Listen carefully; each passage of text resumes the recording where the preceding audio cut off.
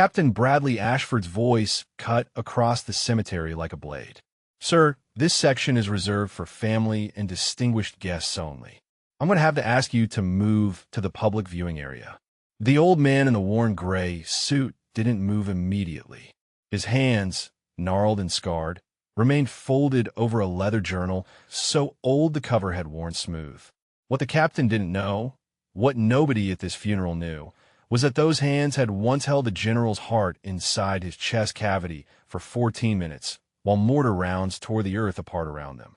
Walter Chun stood 50 meters from the graveside, positioned carefully behind the honor guard where he could see but not intrude. His suit had been purchased from a thrift store 3 days earlier. The fabric was thin in places, held together with stitching so careful it spoke of hands that understood precision. His shoes were polished to a mirror shine despite their age. The leather cracked at the toe, but treated with such care, they almost looked presentable. Almost. In a sea of dress uniforms adorned with ribbons and brass, of tailored civilian suits that cost more than his monthly Social Security check, Walter Chun looked exactly like what he was. An old man who had tried very hard to belong somewhere he clearly didn't. The funeral of General James Whitmore, United States Army, retired, 4-star general, advisor to 3 presidents, was the kind of ceremony that made the evening news. Joint Chiefs in attendance. Senators. Military elite from every branch. The crowd numbered in the thousands, stretching across the manicured lawn of Arlington National Cemetery. Flags snapped in the October wind. An honor guard stood motionless as statues. Somewhere in the distance, a bugler practiced the opening notes of taps. Captain Ashford approached with 2 security personnel flanking him, his steps deliberate and loud enough to draw attention from nearby attendees. He was 35, lean and pressed into his funeral director's suit like it was a uniform. His spine was military straight, his jaw set with the certainty of a man who knew exactly how important ceremonies like this one were supposed to proceed. And right now, something was out of place. "I'm sorry, sir," Ashford said again, his voice pitched to carry. His hand gestured broadly toward the roped-off public viewing area 200 meters away. "You'll have a much better view from over there. This area is restricted to immediate family and distinguished guests who were personally invited by the Whitmore family." Walter looked up slowly. His face was weathered like old leather, carved with lines that spoke of decades spent squinting into harsh sun. His eyes were dark, deep-set, holding something that might have been sorrow or might have been memory. When he spoke, his voice was soft, almost hoarse, as if he wasn't used to using it much anymore. "I was invited, sir, by the family." Ashford's expression didn't change, but something flickered behind his eyes. Skepticism mixed with irritation. He glanced at the worn suit, at the old shoes, at the way Walter's collar sat slightly crooked despite obvious efforts to straighten it. "I see." Ashford's tone was patient in the way someone speaks to a confused elderly person. "May I ask your name, sir?" "Walter Chun." A pause while Ashford pulled a tablet from his jacket pocket, scrolling through what was presumably the guest list. His finger moved down the screen once, twice, 3 times. Then back up. His jaw tightened almost imperceptibly. "Sir, I've checked the family's approved guest list. I don't see your name. Perhaps there's been some confusion. This is General James Whitmore's funeral. A 4-star general. Did you perhaps know someone else?" Something in the way Ashford emphasized the rank made it clear what he was really asking. "Did you perhaps confuse this important ceremony for something you actually belonged at?" Around them, other attendees were beginning to notice. Heads turned. Conversations quieted. A woman in an expensive black dress whispered something to her husband, both of them glancing at Walter with expressions that mixed pity and discomfort. "I knew him," Walter said quietly, "before he was a general." Ashford's smile was thin, professional, and utterly without warmth. "I'm sure you did, sir. Many people claim connections to great men. But I'm afraid without verification, I really must insist you relocate to the public area. We have protocols for these ceremonies. Security requirements. I'm sure you understand. If you're watching this story from anywhere in the world, we'd love to know where you're joining us from. Drop a comment telling us your city or country. Stories like this one happen in every community. You might have a quiet legend in your own neighborhood whose humble appearance hides an extraordinary story of service. Now let's continue. Walter's hands tightened almost imperceptibly on the journal. The leather was cracked, held together in places with clear tape that had yellowed with age. A Purple Heart ribbon was pinned to his lapel, the only decoration he wore, small and easily missed among the sea of metal surrounding him. When he shifted his weight, there was a slight hitch in his movement, the kind of careful adjustment someone makes when old injuries still ache in cold weather. One of the security personnel, a man in his late 50s with graying temples and the ramrod posture of career military, stepped closer. His eyes moved over Walter with professional assessment, noting details. The way Walter stood despite the limp, the unconscious straightness of his spine when addressed, the precise way his hands were folded. Something in the security man's expression shifted just slightly, like a question forming that he couldn't quite articulate. "Captain," the security man said carefully. His name tag read Cortez. "Perhaps we could verify with the family directly before we ask the gentleman to move." Ashford's jaw tightened. "That won't be necessary, Colonel Cortez. I have a master list right here." His tone made it clear the discussion was over. He turned back to Walter, and this time his voice carried even further, ensuring everyone within 30 feet could hear. "Sir, I understand you may have known General Whitmore in some capacity at some point. Many people did. He was a great man who touched countless lives throughout his distinguished career. But this section is for immediate family and those with verified invitations. I'm going to have to ask you one final time to please relocate to the designated public viewing area." The implication hung in the air like smoke. That Walter was confused, that he was one of those old men who showed up to military funerals claiming connections they didn't have, seeking importance they'd never earned. That his presence here, in his thrift store suit and ancient shoes, was somehow an insult to the dignity of the occasion. Walter stood silent for a long moment, his thumb running across the journal's worn cover. Inside those pages were names. 147 names, written in faded ink that had blurred slightly over 60 years, but remained legible because he'd traced over them so many times the impressions had carved into the paper itself. The first name on the first page was James Robert Whitmore, 2nd Lieutenant, United States Army. Below it, in Walter's careful handwriting, sucking chest wound, field thoracotomy, April 18th, 1953. He made it. "I understand, sir," Walter said finally. His voice was steady despite the eyes on him, despite the whispers spreading through the crowd. "I don't want to cause any trouble." He began to turn, that careful movement again, protecting the old shrapnel wound in his hip that still throbbed when the weather turned cold. His hand touched the Purple Heart ribbon on his lapel briefly, a gesture so automatic it seemed unconscious. Just his fingers brushing the metal before falling away. But what Captain Ashford didn't know, what no one in that cemetery knew except for one woman who was at that very moment walking toward the commotion with tears already forming in her eyes, was that in exactly 4 minutes, everything was about to change. In 4 minutes, Ashford would understand exactly who he just tried to remove from his funeral. In 4 minutes, the word hero would take on a meaning he'd never fully grasped. And in 4 minutes, Walter Chin's 60 years of carrying his burden in silence would finally, mercifully, come to an end. The sight of the flag-draped casket pulled Walter back 60 years in an instant. Not gently, never gently. The transition from present to past happened the way it always did, triggered by something his conscious mind couldn't control. The flag's crisp folds, the honor guard's white gloves, the smell of turned earth and autumn leaves. And suddenly he wasn't standing in Arlington National Cemetery in October 2013. He was crouched in a foxhole on Hill 255, Korea, April 18, 1953, and 2nd Lieutenant James Whitmore was dying in his arms. The Chinese artillery had started at 0430 hours.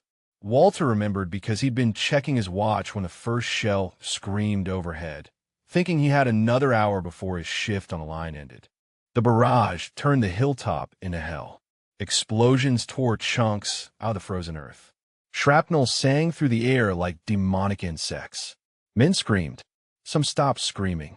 Walter, 21 years old, 3 months in country, combat medic for 2nd Battalion, 17th Infantry Regiment, had grabbed his A-bag and started running toward the screams before the bombardment even paused.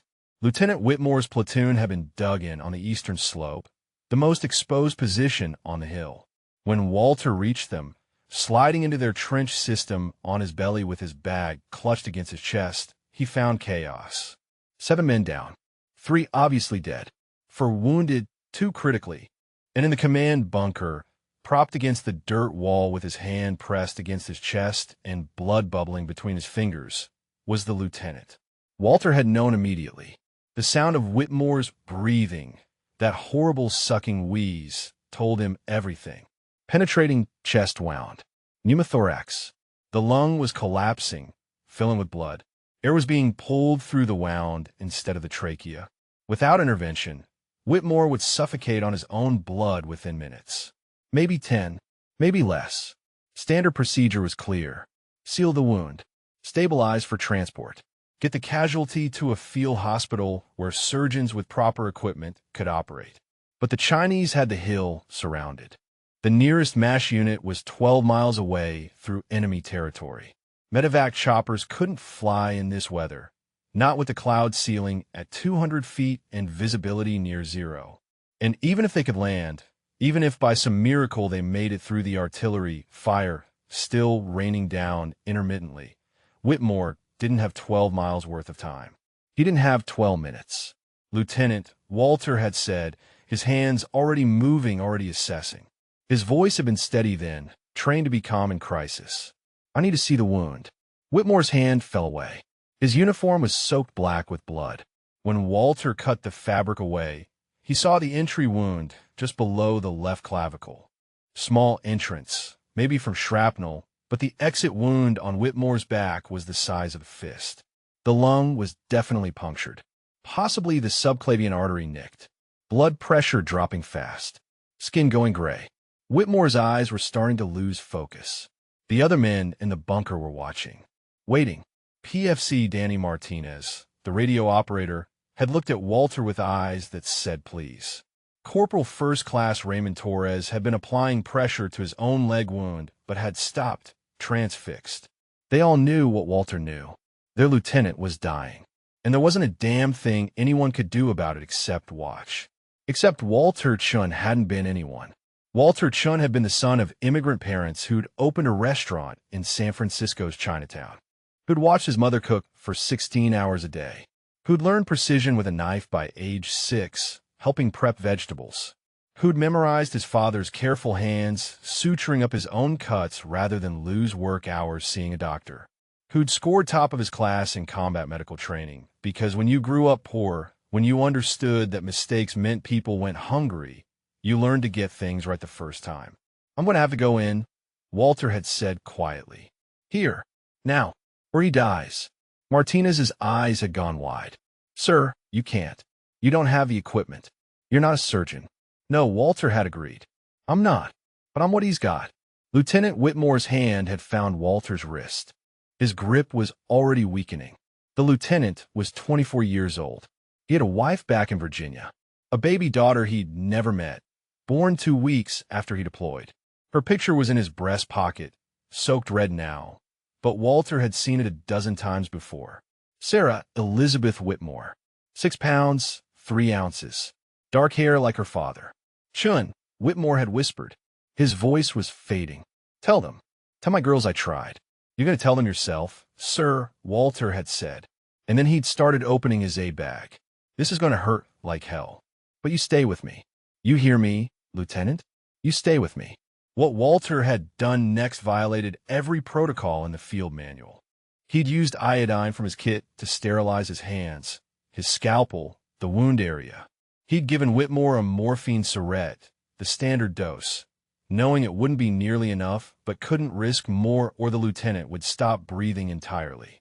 Then, with shaking hands that somehow steadied the moment blade touched skin, Walter had extended the wound. made the opening larger, large enough to see inside, large enough to reach inside. The human chest cavity isn't supposed to be opened in a foxhole. The pleural space, the area between the lung and chest wall, is supposed to remain sealed, supposed to maintain negative pressure, supposed to stay sterile. Walter had broken every one of those suppositos. He'd reached into Lieutenant Whitmore's chest with his bare hands, iodine-washed, but not truly sterile, and found the torn lung tissue by feel. Found it bleeding, found it collapsing. And while mortars continued to fall, while the earth shook and men screamed, and the Chinese army massed for another assault on their position, Walter Chun had performed a field thoracotomy that military surgeons would later call impossible. He'd used clamp from his aid kit meant for severed arteries. He'd used sutures meant for skin wounds. He'd improvised a chest tube from 4 tubing. And for 14 minutes, while Lieutenant Whitmore screamed through gritted teeth and Torres held him down and Martinez recited prayers in Spanish, Walter had held together what was falling apart. His hands inside another man's chest, feeling the heartbeat against his fingers, watching the lung inflate and collapse, making repairs that shouldn't have worked but somehow did. When it was finished, when he'd sealed the wound with petroleum gauze and tape, when he'd established the drainage tube and confirmed breath sounds on both sides, Walter's hands had been crimson to the wrists. Lieutenant Whitmore had been unconscious, his breathing shallow but steady, his pulse thready but present, still alive. Against every odd, against every protocol, against death itself. Then Walter had lifted the lieutenant onto his back. 180 pounds of dead weight. Walter weighed 145 pounds soaking wet. The other men had tried to help, but they were wounded themselves, and the position was about to be overrun. Walter had looked at Martinez and Torres and said, "Get out. Fall back to secondary positions." How about the lieutenant? The walk back had been 2 miles. Through terrain the Chinese controlled. Walter had carried Whitmore the entire way, stopping every few hundred meters to check the chest tube, to confirm the seal hadn't broken, to make sure his lieutenant was still breathing, still fighting, still alive. He'd been shot at twice, had gone aground in a drainage ditch while a patrol passed within 10 feet, had felt shrapnel open a cut across his temple that bled into his eyes, but couldn't stop to treat, because if he stopped for himself, Whitmore would die. When he'd finally stumbled into the field hospital compound, when medics had rushed forward and taken Whitmore from his shoulders, Walter had collapsed, just dropped.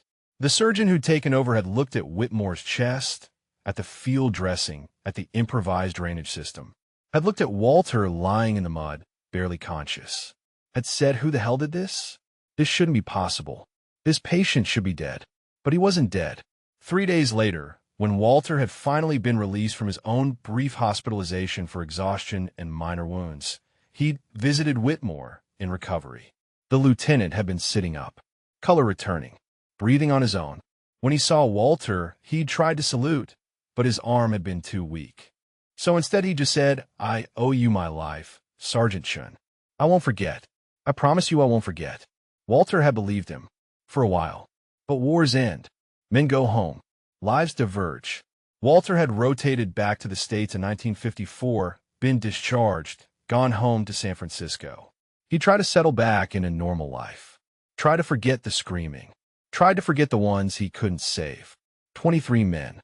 23 names in his journal who hadn't made it off that hill despite everything Walter knew, everything he tried. And Lieutenant Whitmore had disappeared into the career Walter's intervention had made possible, had risen through the ranks, had become the general, the legend, while Walter had become the old man in the thrift store suit standing at the edge of a funeral, being asked to leave. The flashback released him as suddenly as it had seized him. Walter was back in the present, back in Arlington, back in his worn shoes on manicured grass. His hand touched the journal. Inside, on the first page, that first name, the one that had started everything, the one that had led to this moment 60 years later. He turned to walk toward the public viewing area, turned to leave, turned to disappear back into the anonymity he'd carried for 6 decades. And that was when he heard the voice, a woman's voice, breaking with tears. "Uncle Walter. Oh my God. Uncle Walter, you came." Catherine Whitmore Hayes was 70 years old, distinguished in her own right as a federal judge. But in that moment, she looked like the 6-year-old girl who used to sit on her father's knee while he told stories about a young medic who'd save his life. She moved through the crowd with purpose, her black dress and heels no impediment to her speed. People stepped aside instinctively, sensing the urgency in her movement. Her hand was already reaching out before she'd fully closed the distance. "Uncle Walter," she said again, and the word uncle carried decades of affection. "You came." Walter froze. The transformation in his expression was subtle but complete. The quiet resignation that had settled over him when Ashford asked him to leave evaporated, replaced by something that looked like fear. Not of Catherine. Fear of kindness. Fear of being seen. His hand moved as if to shield himself, an instinctive gesture of someone enused to warmth. "Kathy," he whispered. His voice cracked on the name. "I'm sorry. I didn't mean to cause trouble. I was just going to watch from a distance. I didn't think anyone would notice me." Catherine reached him and without hesitation pulled him into an embrace. Walter stiffened, his body rigid with the shock of human contact that held affection instead of anger. His arms hung at his sides for a long moment before slowly, carefully, rising to return the embrace. When Catherine stepped back, her hands remained on his shoulders, and tears were streaming freely down her face. Captain Ashford, who had been watching this exchange with growing confusion, stepped forward. His tablet was still in his hand, the guest list still displayed. "Mrs. Hayes, I apologize, but I was just explaining to this gentleman that without verified credentials, I need to ask him to relocate to the public viewing area. Security protocols require that we maintain strict control over who has access to the family section during ceremonies of this magnitude." Catherine turned to face Ashford, and the temperature of her gaze could have frozen fire. "Do you know who this man is, Captain?" Ashford's jaw tightened. "He claims to have known your father, ma'am. But his name isn't on the approved guest list, and given the security requirements for a ceremony of this profile, I felt it prudent to verify his credentials before allowing him to remain in the VIP section." "This man," Catherine said, her voice carrying across the gathered crowd with the authority of someone who spent her career commanding courtrooms, "is Sergeant Walter Chun, United States Army combat medic, Korean War. This man saved my father's life on April 18th, 1953. This man is the reason I have a father. The reason my father lived to see me grow up, to walk me down the aisle, to meet his grandchildren.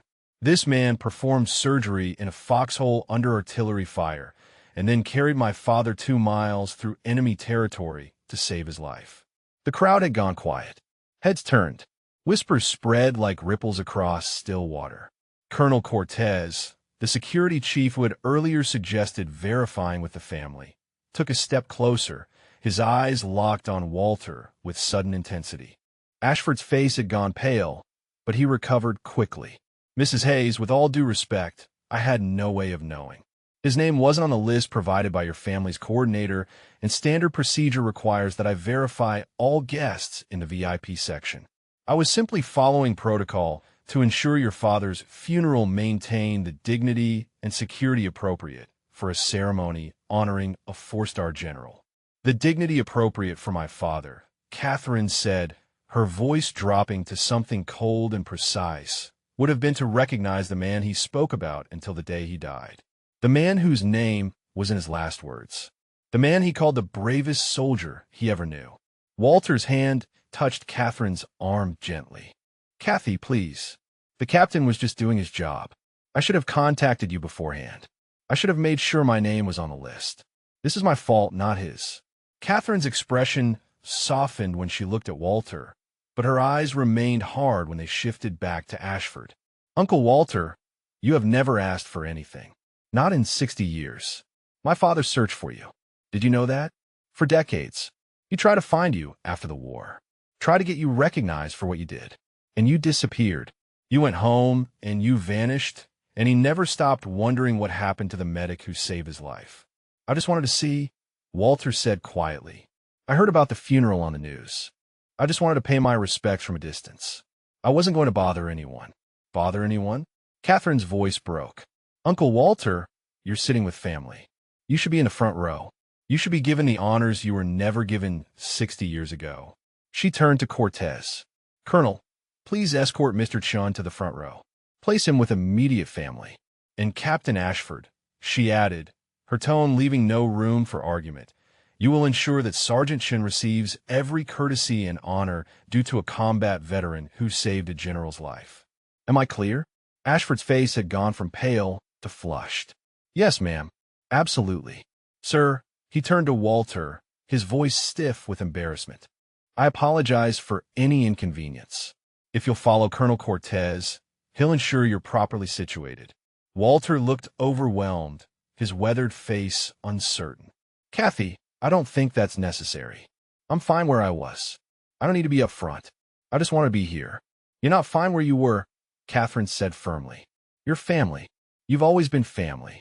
My father made sure I knew that from the time I was old enough to understand. The medic who saved my daddy. The hero who gave me my father. You're sitting with us, and that's final. A woman detached from the crowd, moving closer with careful steps.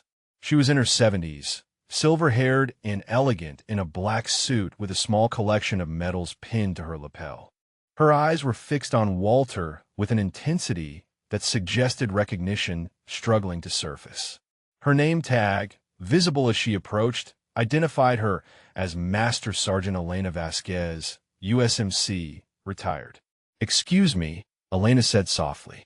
Her voice carried a slight tremor. I don't mean to intrude, but I couldn't help overhearing. Sergeant Chun? Combat Medic, 2nd Battalion, 17th Infantry Regiment? Walter turned to her, confusion evident on his face. Yes, ma'am. Do I know you?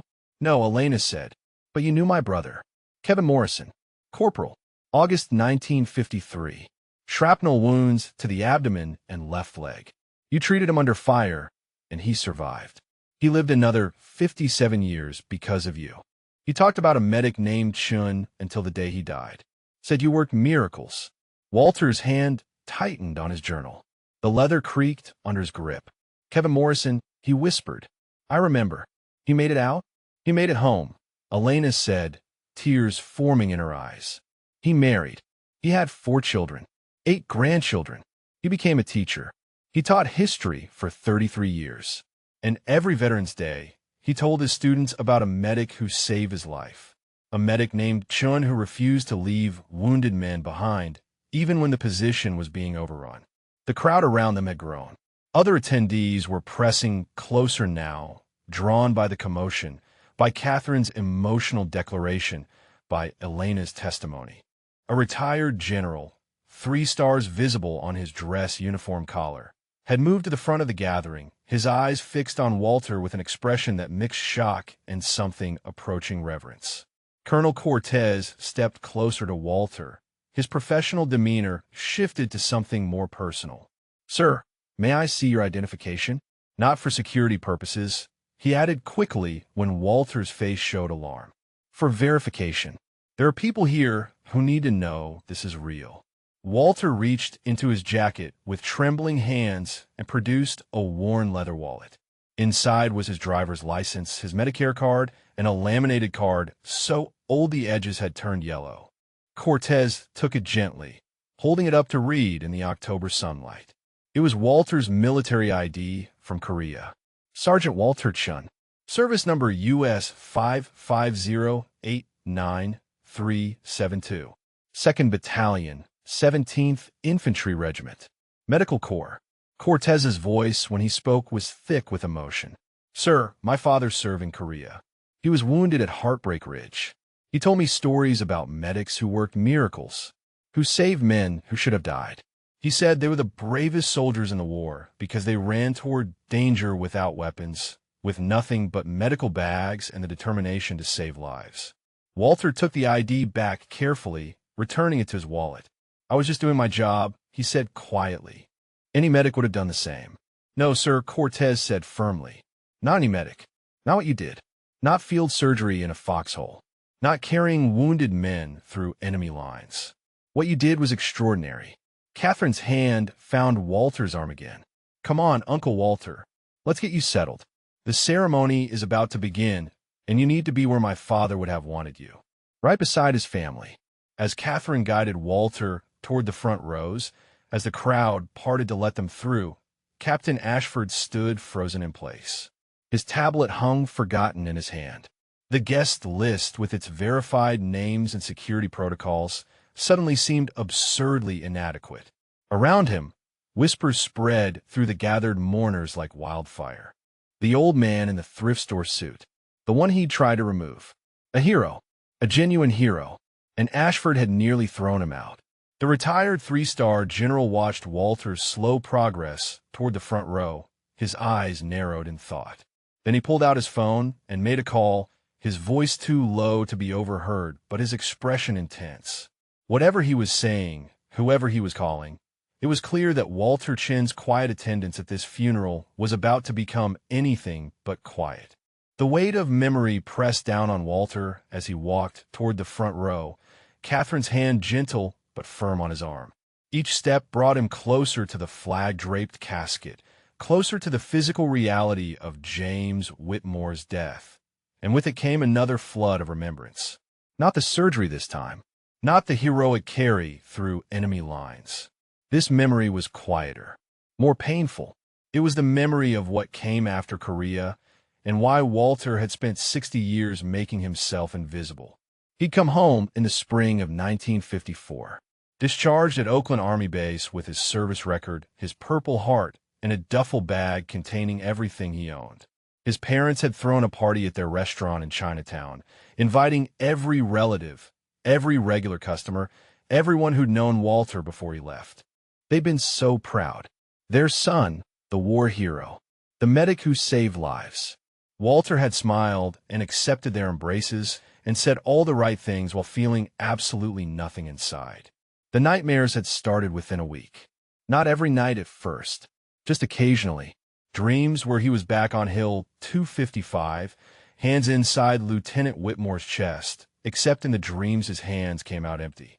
In the dreams, Whitmore died. They all died. 23 men whose names Walter had written in his journal. 23 soldiers he'd treated who hadn't made it home. In his dreams, that number grew to include everyone.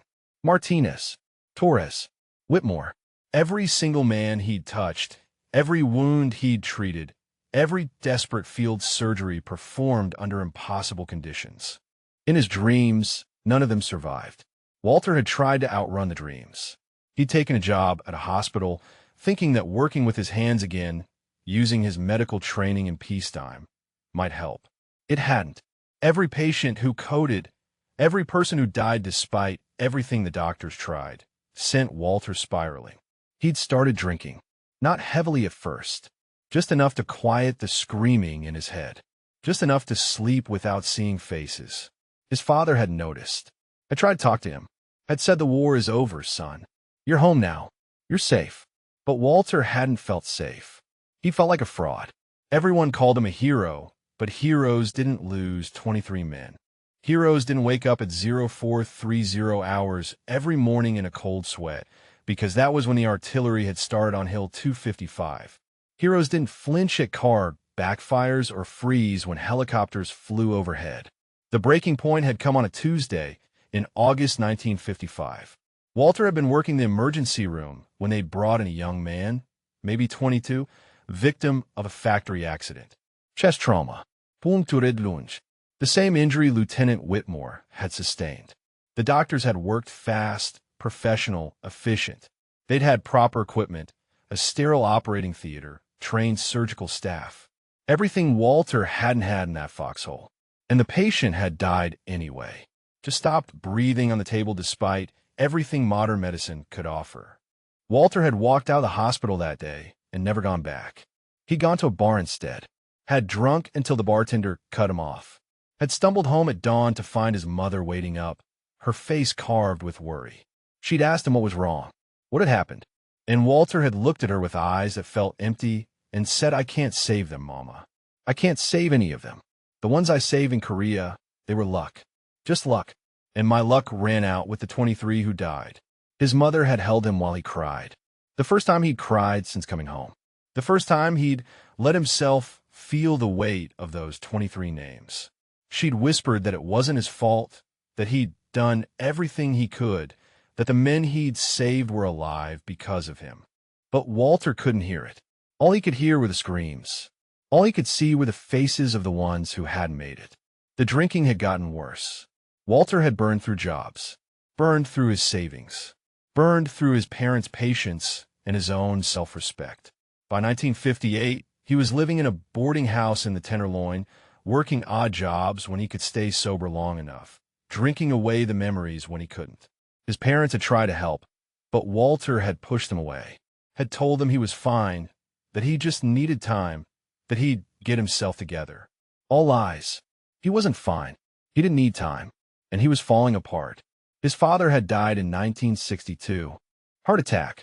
Walter had been too drunk to make it to the funeral on time, had showed up an hour late, smelling of whiskey, stumbling through the memorial service while his mother wept and relatives whispered.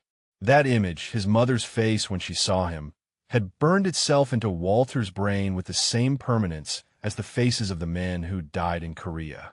Disappointment, grief, the look of a parent watching their child destroy themselves and being powerless to stop it.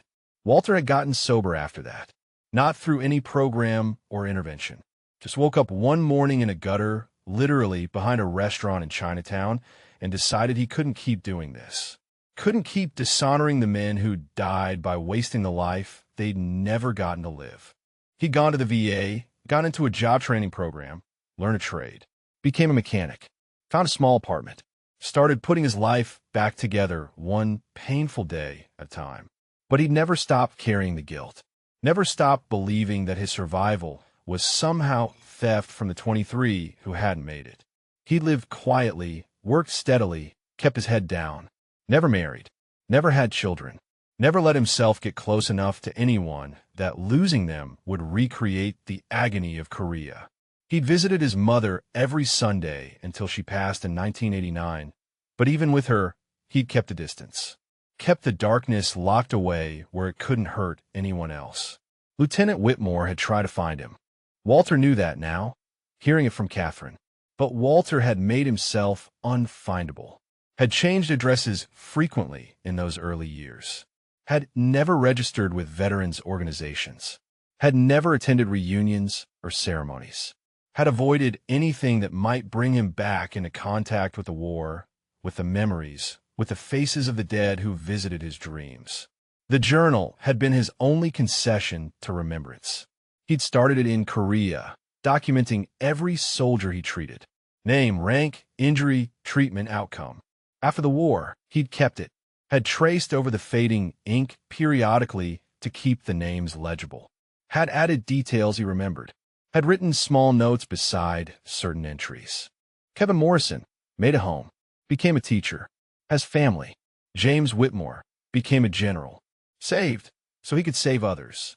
But always, at the end of his notations, he returned to the 23, the ones whose outcome column read Kia, killed in action, despite everything Walter knew, despite everything he'd tried. Gone. He carried them still. 60 years later, and their weight hadn't diminished. If anything, it had grown heavier with time, because each year he lived was another year they didn't get. Every birthday, every holiday, every ordinary Tuesday morning was something they'd been denied. And Walter, who'd survived through luck or providence or some cosmic mistake, had no right to forget them, had no right to let anyone call him a hero when he'd failed to save them all. Catherine's voice pulled him back to the present. "We're here, Uncle Walter." She gestured to a seat in the front row, directly beside where she would sit, next to family, next to the people who'd loved James Whitmore most. Walter hesitated, every instinct screaming that he didn't belong here, that his presence was an intrusion, that heroes sat in front rows, and he was just a mechanic who'd gotten lucky in a foxhole 60 years ago. But Catherine was waiting, and behind him, Elena Vasquez was watching with tears in her eyes, thinking about a brother who'd lived 57 extra years because of Walter's hands. And somewhere in the crowd, Colonel Cortez was thinking about medics who ran toward danger. And Captain Ashford was standing frozen, realizing the magnitude of his mistake. Walter sat down, The leather journal rested in his lap, familiar and heavy. Inside it, 147 names. 124 outcomes that read survived. 23 that read Kia. And at the top of the first page, in ink that Walter had traced over so many times the paper had thinned, James Robert Whitmore. Second Lieutenant. Sucking chest wound. Field thoracotomy. April 18, 1953. Below that, in Walter's careful handwriting, the outcome he'd written 60 years ago and never changed. He made it. Thank God he made it. Catherine reached over and squeezed Walter's hand. The ceremony was about to begin, and Walter Chun, who'd spent 6 decades hiding from recognition he didn't think he deserved, was about to discover that some debts never expire and some gratitude never fades. The ceremony began with the precision that only military funerals achieve. The honor guard stood motionless as carved stone, their white gloves brilliant against the dark uniforms. The bugler raised his instrument, and the first haunting notes of taps drifted across the cemetery. Walter felt each note like a physical thing, settling into his chest where old scars still ached when the weather turned cold. He'd heard taps played hundreds of times. At his father's funeral, at his mother's, at the graves of friends who'd made it home from Korea only to die decades later from age or illness or the slower wounds that wars inflict on the soul. Each time, the melody carried him back to Hill 255, where he'd heard it played for the 23 who never came home. Catherine sat beside him, her hand still resting on his arm, as if afraid he might disappear if she let go. On his other side sat a young man in his 30s, Catherine's son, Walter realized. The general's grandson. The boy had his grandfather's jaw, the same stern line that Walter remembered from when Lieutenant Whitmore had been just 24 and bleeding out in a foxhole.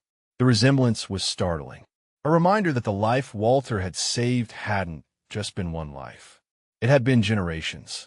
This grandson who existed because Walter's hands had been steady enough, fast enough, desperate enough to do the impossible. The chaplain stepped forward to deliver the opening prayer. His voice was deep and solemn, speaking of service and sacrifice, of duty and honor. Words that should have felt hollow after being spoken at 10,000 military funerals, but somehow still carried weight. Walter's fingers traced the edge of his journal, feeling the worn leather, the places where the binding had started to separate. He thought about adding James Whitmore's death date to the entry, thought about closing that circle that had started 60 years ago. But he couldn't bring himself to do it. Not yet. Not while sitting here, surrounded by the life that intervention had created. A woman approached from the side, moving with the careful authority of someone used to navigating formal events. She was in her mid-40s, wearing a dark suit with a small American flag pin on her lapel. She leaned down, close to Catherine, and whispered something Walter couldn't hear. Catherine's face shifted, surprise crossing her features, and she glanced at Walter before nodding. The woman moved away, returning to a cluster of officials near the back of the gathering. "Uncle Walter," Catherine said softly, not wanting to disturb the chaplain's prayer, but clearly feeling this couldn't wait. "That was a representative from the Department of Defense. They want to speak with you after the ceremony. Something about your service record." Walter felt his stomach drop. His service record had been uncomplicated when he left the Army in 1954. Honorable discharge, Purple Heart for wounds sustained, standard combat medic commendations. Nothing that would require attention from the Department of Defense 60 years later. Unless someone had filed a complaint about him being here. Unless Ashford's security concerns had escalated beyond just asking him to move to the public section. "Did I do something wrong?" Walter asked, his voice barely above a whisper. "Should I not have come?" Catherine's grip on his arm tightened. "No. God, no, Uncle Walter. I think it's something else. I think it might be about what my father tried to do for you. After the war. Before he lost track of you." Walter didn't understand, but before he could ask for clarification, the chaplain finished his prayer and stepped aside. A general moved to the podium, this one wearing 4 stars that matched the rank Whitmore had held. His nameplate read Morrison, and Walter felt recognition strike like lightning. Morrison, The same name Elena had mentioned. Her brother Kevin. This had to be family. The general's face was carved from granite, weathered by command and decades of responsibility. But when he looked out at the assembled crowd, his eyes were soft with genuine grief. General James Whitmore was my mentor, Morrison began. His voice carried across the cemetery without amplification, trained by years of addressing troops. He taught me what it meant to lead with integrity, what it meant to put the mission first, but never forget the people who make the mission possible. He taught me that the measure of a commander isn't in the battles won or the ranks achieved. It's in the lives saved and the soldiers brought home. Walter felt the words settle over him like a weight. Lives saved, soldiers brought home. He'd saved 124, but the 23 who hadn't made it still outweighed every success in his memory. General Whitmore never forgot where he came from, Morrison continued. Never forgot that his career, his accomplishments, everything he achieved in 60 years of service, began on a hillside in Korea with a combat medic who refused to let him die. He spoke often of that day, of the young sergeant who performed surgery that military doctors said was impossible, who carried him through enemy territory when evacuation seemed hopeless. General Whitmore said that medic taught him the most important lesson of his life, that when you have the skills to save someone, you don't ask if it's possible. You don't check the manual. You just do it, and you keep doing it until either they survive or you've given everything you have trying. Catherine was crying openly now, tears streaming down her face. Her son had put his arm around her shoulders. Around them, others in the crowd were wiping their eyes. Elena Vasquez, several rows back, had her hand pressed to her mouth, her shoulders shaking with silent sobs. I learned later, Morrison said, and his voice had taken on a different quality now, something harder, something angry beneath the grief, that General Whitmore spent years trying to find that medic, trying to get him the recognition he deserved, trying to ensure that the man who'd saved his life received the honors appropriate for such extraordinary valor under fire. He submitted paperwork for the Medal of Honor. Multiple times. It was denied, lost in bureaucracy, classified with operation details that took decades to declassify. By the time the paperwork was finally processed and approved, the medic had disappeared, changed addresses, stopped responding to veteran outreach, vanished in his civilian life as completely as if he'd never served at all. Walter's hands had gone numb. Medal of Honor. Whitmore had tried to get him the Medal of Honor, and Walter had been so busy drowning in guilt and whiskey that he'd never known, never responded, never given Whitmore the chance to say thank you the way he'd clearly wanted to. General Whitmore carried that as a regret until the day he died. Morrison said, the one soldier he couldn't help, the one debt he couldn't repay. In his final instructions for this ceremony, he left a request that if Sergeant Walter Chun could be found, if by some miracle he was still alive, he should be invited to attend. He should be recognized. He should finally, after 60 years, receive the honor he was denied. Every head in the gathering turned. Hundreds of eyes searching the crowd, looking for whoever Morrison was talking about, looking for this legendary medic who'd disappeared. Walter wanted to sink into the ground, wanted to disappear again the way he'd been disappearing for 6 decades. But Catherine was holding his arm, and her son had shifted to block any potential escape route, and there was nowhere to go. Morrison's eyes found Walter in the front row, found him and locked on with an intensity that suggested he'd known exactly where to look. Sergeant Chun, would you please stand? Walter's legs didn't want to work. His body had gone rigid with the desire to flee, to avoid this attention, to escape back into the anonymity that had been his shield for so long. But Catherine was rising with him, her hand still on his arm, supporting him, refusing to let him face this alone. He stood, slowly, stiffly, his joints protesting after sitting still for so long. The old shrapnel wound in his hip sent a spike of pain up his spine, but he straightened anyway, muscle memory from decades ago, bringing him almost to attention despite the years and the wear. Morrison stepped down from the podium and walked toward Walter. The general's stride was measured, purposeful, the walk of a man who'd commanded thousands and knew how to move with authority. But when he reached Walter, when he stood face to face with the old medic in the thrift store suit, Morrison's face cracked. The granite facade crumbled, and underneath was just a man whose family owed everything to the person standing before him. "My brother Kevin Morrison served under you in Korea," Morrison said, his voice thick. "You treated him in August 1953. Save his life. He went on to marry, to have children, to teach for 33 years. My nephew, his son, is now a trauma surgeon at Johns Hopkins. Saving lives the way you taught his father it was possible to do. Because you didn't give up. Because you did what seemed impossible." Morrison extended his hand. Not for a handshake. A salute. A 3-star general saluting an elderly man in a threadbare suit. Around them, other officers began to rise. Other hands snapping up in salute. Dozens of them. Then hundreds. The entire military contingent at the funeral rendering honors to Walter Chun, combat medic, who'd spent 60 years believing he didn't deserve them. Walter couldn't breathe. The sight of hundreds of uniformed service members standing at attention, hands raised in salute, aimed at him, at his threadbare suit and worn shoes, and the guilt he'd carried like stones in his pockets for 60 years, was too much. His vision blurred. Not from tears, though those were coming. From the sheer impossibility of this moment.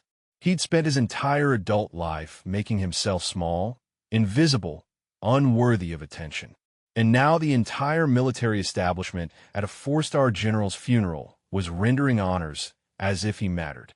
As if what he'd done in that foxhole 6 decades ago still counted for something. His right hand, trembling, rose to return the salute. Muscle memory guided it. The gesture was automatic, drilled into him during basic training in 1952 and never quite forgotten despite all the years of trying to forget everything else about the war. His fingers touched his forehead, crisp and correct, the way Sergeant Instructor Davies had taught him 71 years ago when Walter had been a skinny kid from Chinatown who'd lied about his age to enlist. General Morrison held his salute until Walter's hand dropped, then stepped forward and embraced him. Not a formal military gesture. A hug. The kind of embrace reserved for family, for people who'd earned their way past formality into something deeper. Walter stood rigid in the embrace, and used to kindness, and used to touch that didn't hurt. Morrison's voice was low, meant only for Walter's ears. "Thank you," the general said, "for my brother, for giving him the chance to live, to be a father, to matter. You gave that to him. You gave that to all of them." When Morrison stepped back, another officer had approached. A woman this time, maybe 50, with captain's bars on her collar and a medical insignia that marked her as a physician. Her eyes were red-rimmed, her composure barely maintained. "Sergeant Chun," she said, her voice tight with emotion. "My grandfather was PFC Raymond Torres. You treated him at that Pork Chop Hill in April 1953. Shrapnel wounds. You stopped the bleeding and got him evacuated. He survived. He lived until 2008. I became a doctor because of the stories he told me about you. About the medic who worked miracles. Torres." Walter remembered. The corporal who'd held Lieutenant Whitmore down during the surgery, who'd recited prayers in Spanish while Walter's hands were inside the lieutenant's chest. He'd had a leg wound, bad, but not critical. Walter had treated it after Whitmore was stabilized, before making the carry back to friendly lines. "He made it home?" Walter asked, his voice cracking. "He had a family?" 6 children, the captain said. 19 grandchildren. I'm the oldest. He talked about you constantly. Said you were the bravest man he'd ever seen. Said you saved the lieutenant first, even though he was the worst wounded. Even though conventional wisdom said to treat the ones with better survival chances. You chose to save the officer first because he had a daughter he'd never met. Walter's throat closed. He had to look away, had to focus on something else, or he'd collapse right there in front of everyone. His eyes found his journal, still sitting on the chair where he'd been seated. He could see the edge of it, the worn leather cover, and inside he knew exactly what page Torres's name was on. PFC Raymond Torres. Shrapnel wounds, leg, and abdomen. Pressure dressing and evacuation. He made it. Elena Vasquez had made her way forward through the crowd.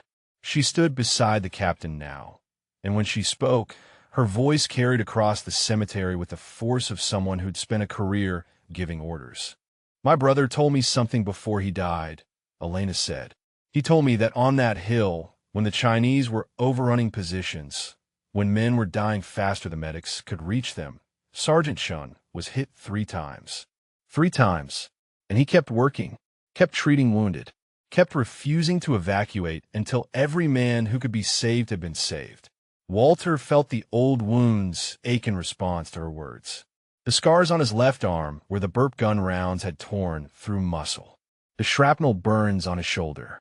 The deep gouge across his ribs where he'd been hit by debris from a mortar blast. He'd carried those marks for 60 years, rarely thought about them anymore except when the weather changed and the tissue tightened. "I was doing my job," Walter said quietly. "Any medic would have done the same." "No," Morrison said firmly. "Not any medic. Not what you did. We've reviewed the after-action reports from Porkchop Hill, classified until 2008. We know now what you did. The field thoracotomy on Lieutenant Whitmore. The evacuation of 6 critically wounded men through 2 miles of hostile territory. The fact that you continued treating casualties for 2 more months after being wounded yourself. Your survival rate was 84%. Sergeant Shun, the average combat medic survival rate in Korea was 60%. You saved 24 more men than statistics said were possible. The numbers felt like accusations. 24 extra survivors. But what about the 23 who didn't make it? What about the ones Walter's hands couldn't put back together? What about the soldier who'd bled out while Walter was working on someone else? What about the kid from Texas whose name Walter could still recite from memory, who died calling for his mother while Walter held pressure on a wound that wouldn't stop bleeding? "But I lost 23, Walter said. His voice was barely audible. 23 men died. I couldn't save them. The cemetery went silent. Even the wind seemed to pause, waiting. Catherine's hand found Walter's arm again, her grip gentle but insistent. "Uncle Walter," she said softly, "you treated 147 men under combat conditions. You saved 124 of them. That's 124 lives that wouldn't have existed without you. 124 soldiers who went home to wives, to children, to parents. Who built lives.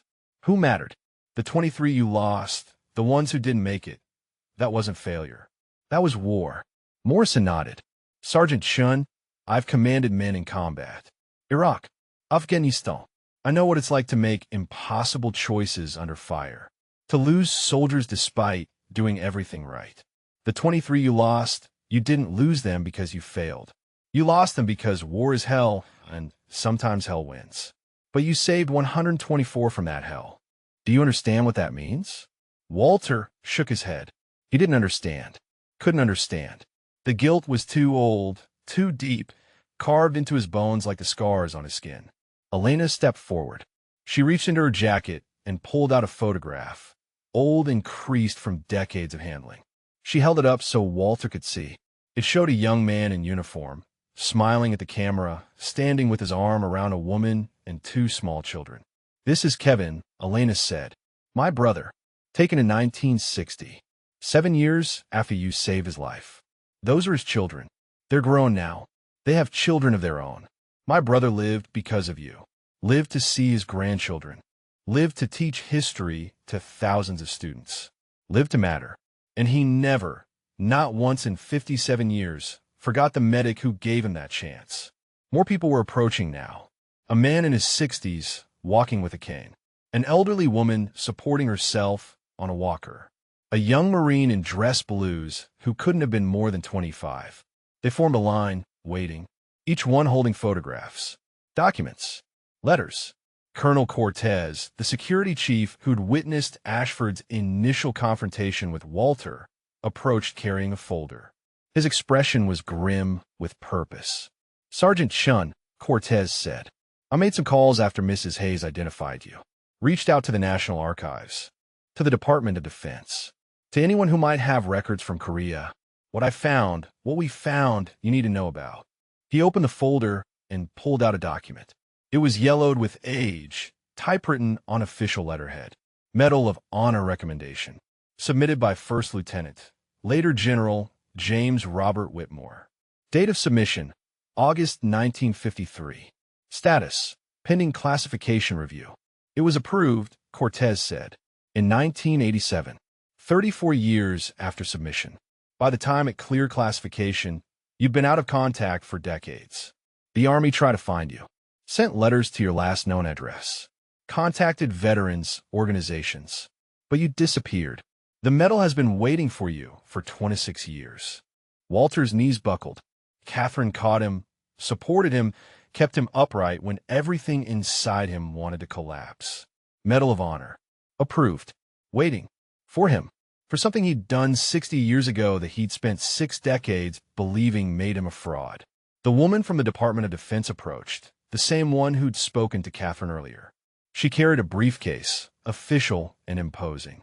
When she spoke, her voice was formal but kind. Sergeant Walter Chun, she said, by order of the President of the United States and the United States Congress, you are hereby awarded the Medal of Honor for conspicuous gallantry and intrepidity at the risk of life above and beyond the call of duty. A formal ceremony will be scheduled at the White House within 60 days.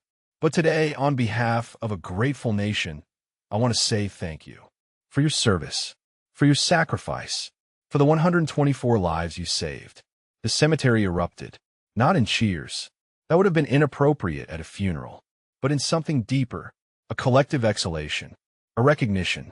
Hundreds of people standing in witness to a debt finally being paid, to recognition finally being given, to a hero finally being called what he'd always been, but never believed he deserved to be called. The chaplain returned to the podium, his face showing the strain of maintaining ceremony protocol when something extraordinary was unfolding. He cleared his throat gently, a reminder that despite the revelations, despite the recognition being given to Walter, they were still here to lay General James Whitmore to rest. The crowd settled, uniformed personnel returning to their seats, the line of people waiting to speak with Walter reluctantly stepping back. But the energy had changed. The funeral was no longer just about honoring a 4-star general. It had become something larger. A reckoning. A correction of history 60 years overdue. Walter sat down heavily, Catherine guiding him back to his seat with the care someone might show a fragile artifact. His hand was shaking badly now, tremors running through his fingers that made the journal in his lap vibrate. He stared at it, at the worn leather cover, at the pages inside that contained 147 names. The weight of those names felt different now, heavier in some ways, lighter in others. For 60 years, he'd carried them as evidence of failure. But the people surrounding him, the testimonials from families, the medal waiting for him, all of it suggested a different interpretation. That maybe the names weren't markers of guilt. Maybe they were proof of something else entirely. The chaplain began the eulogy. His voice was steady, professional, recounting General Whitmore's long and distinguished career. The battles commanded, the policies shaped, the soldiers mentored, the legacy built across 6 decades of service. But even as he spoke of these achievements, the chaplain kept returning to one theme. That everything General Whitmore accomplished, every life he touched, every soldier he led, every decision he made, all of it stemmed from one moment on a Korean hillside when a young medic refused to let him die. General Whitmore spoke often of that day, the chaplain said. He told the story to new officers during their training, told it to Medal of Honor recipients he met over the years, told it to presidents and senators and anyone who would listen, not to glorify himself, not to recount his own survival, but to illustrate a fundamental truth about service, that the greatest acts of valor are often performed by people who never seek recognition, who do extraordinary things because in that moment, it's simply what needs to be done. Catherine was crying again, her shoulders shaking with silent sobs. Her son had his arm around her, holding her steady. Around them, others were weeping openly. Elena Vasquez, Captain Torres's granddaughter. General Morrison, whose granite face had finally cracked completely, tears streaming down his weathered cheeks. He left specific instructions, the chaplain continued, for this eulogy. He wanted me to read something he wrote. A letter addressed to Sergeant Walter Chun, written 3 weeks before General Whitmore's death, when he knew his time was limited. Mrs. Hayes, with your permission? Catherine nodded, unable to speak. The chaplain pulled a folded paper from his pocket, the creases suggesting it had been opened and read many times. When he began reading, his voice carried across the cemetery with the weight of a dying man's final words. Dear Sergeant Chun, the letter began. I'm writing this knowing you may never read it, knowing that despite decades of searching, we've never found you, never gotten the chance to say what needs to be said. But I'm writing it anyway, because some things must be spoken even into silence, even into the void where lost soldiers disappear. You saved my life on April 18th, 1953. That's the simple fact, the one that appears in after-action reports and medical records, and the commendation I submitted that took 34 years to be approved. But the simple fact doesn't capture the truth, doesn't convey what you really did that day. When you opened my chest in that foxhole, when you reached inside with your bare hands while mortars fell and the world ended around us, you weren't just repairing tissue. You were making a choice. You had other wounded men to treat. You had your own safety to consider. You had every reason, every justification, to leave me and save yourself or help someone with better odds. But you stayed. You stayed and you fought for my life like it mattered. Like I mattered. Like the daughter I'd never met deserved to have a father, even if that father was currently bleeding to death in a Korean foxhole. Walter's vision blurred. His hands gripped the journal so tightly the leather creaked. Around him, the cemetery had gone absolutely silent. Even the wind had stopped. Every person present was focused on the chaplain's voice, on Whitmore's words reaching across death to touch the medic who'd saved him. You gave me 60 more years, the letter continued. 60 years I got to spend with my daughter Catherine. Got to walk her down the aisle. Got to meet my grandchildren. Got to serve my country in ways I'd never have imagined if I died on that hill. Every moment of those 60 years, every decision I made, every soldier I commanded, every life I touched, all of it exists because you refused to give up on me. I tried to find you. Tried for decades. Submitted your Medal of Honor paperwork immediately after the battle. Fought through bureaucracy and classification and every obstacle the system could throw at recognition you deserved. But you disappeared, vanished into civilian life so completely that it was like you'd never served at all. I understand why now. Catherine showed me the records, the PTSD, the struggles, the guilt you carried for the men who didn't make it. I understand that burden because I carried it too. Every soldier I lost in 60 years of command. Every name on every memorial. I carried them the way you carried your 23. But here's what I learned that you need to know. The ones who died, they're not our failure. They're our responsibility. We honor them by living, by taking the years they didn't get and doing something worthy with them, by saving others the way we couldn't save them. You saved 124 men, Chun. 124 lives that spawned families, careers, legacies. Do you understand the mathematics of that? The exponential effect?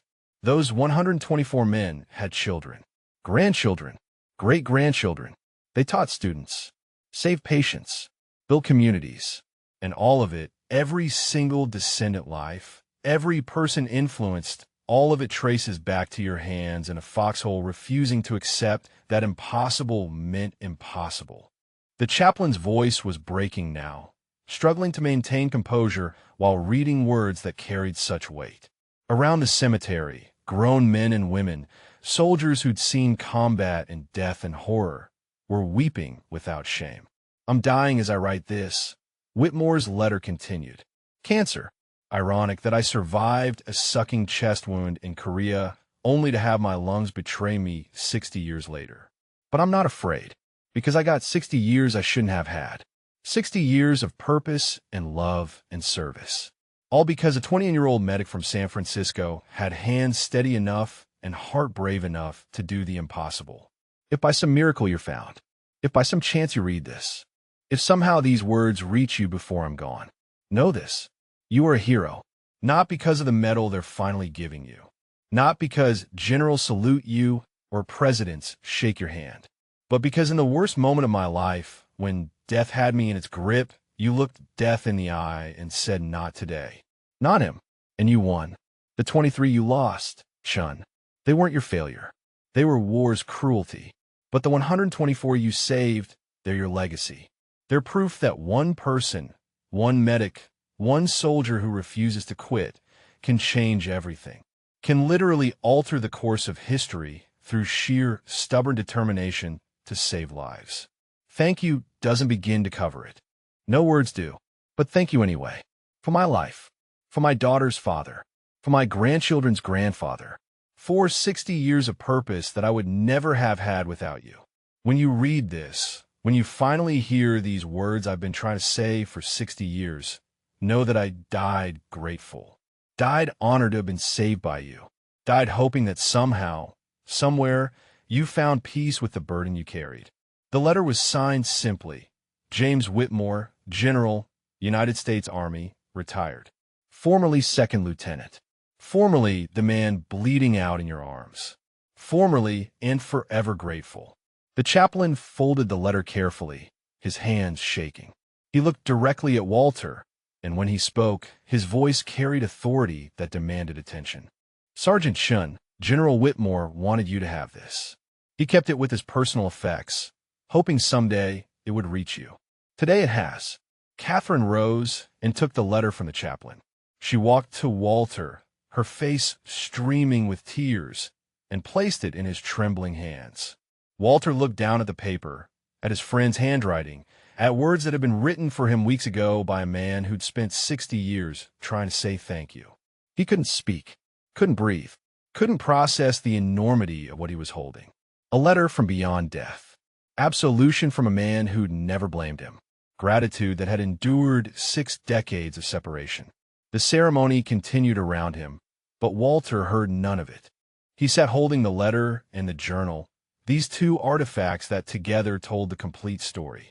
147 names, 124 survivors, 23 who didn't make it, and one general who'd lived long enough to write the words Walter had needed to hear for 60 years. You weren't a failure. You were a hero, and the lives you saved mattered more than the ones you couldn't. The honor guard began their final duty, the ceremonial folding of the American flag that had draped General Whitmore's casket. Each fold was precise, practiced 1,000 times until the movements became ritual. Walter watched through blurred vision, his hands still clutching both the letter and his journal.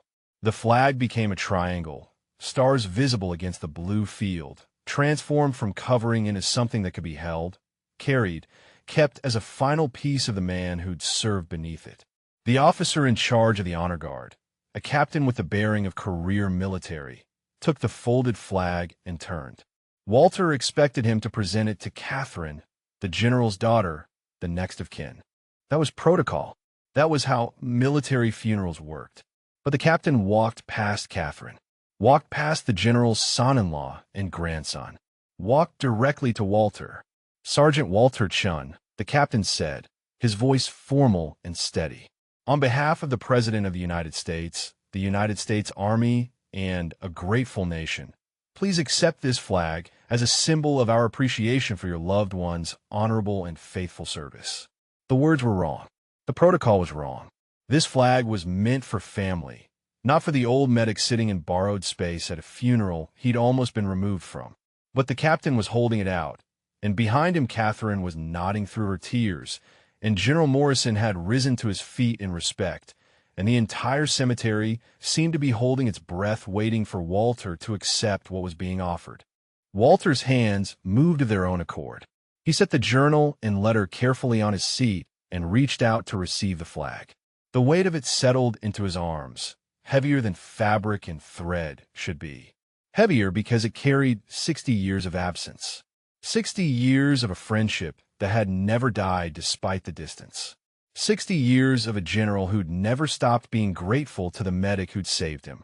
This was his wish, Catherine said, stepping forward to stand beside the captain. Her voice was thick with emotion, but steady with purpose. My father's explicit instruction, that if you were found, if you came to his funeral, his flag should go to you. Because he said you gave him the life that flag represents. Every year of service, every mission, every command, all of it was time borrowed from death. Time you bought for him with your hands and your courage and your refusal to accept impossible. Walter couldn't speak. His throat had closed completely. He held the flag against his chest, feeling the precise folds, the weight of symbolism and sacrifice and service. Around him, the military personnel had come to attention again. A second salute. This one not just for the general being laid to rest. This one for the medic who'd made sure the general had 60 years' worth of life to give to his country. General Morrison approached, his face composed again, though his eyes remained red-rimmed. He carried a wooden case, mahogany polished to a deep shine. When he opened it, Walter saw medals arranged in perfect rows. The general's decorations. Bronze Star, Silver Star, Distinguished Service Medal. Rows of ribbons representing campaigns and service and achievement spanning 6 decades. General Whitmore wanted you to understand something, Morrison said. Every medal in this case, every commendation, every award he received in 60 years of service, he considered them all to be half yours. Because without you, none of them would exist. The missions he led wouldn't have been led. The soldiers he mentored wouldn't have been mentored. The policies he shaped wouldn't have been shaped. You didn't just save one life on that hillside. You saved every life he touched afterward. The mathematics of impact. The exponential effect of one intervention in one moment. Walter had never considered it that way. Had spent 60 years focused on the immediate. The 23 who died. The hands he couldn't put back together. The wounds too severe for even desperate field surgery. But Morrison was asking him to see differently.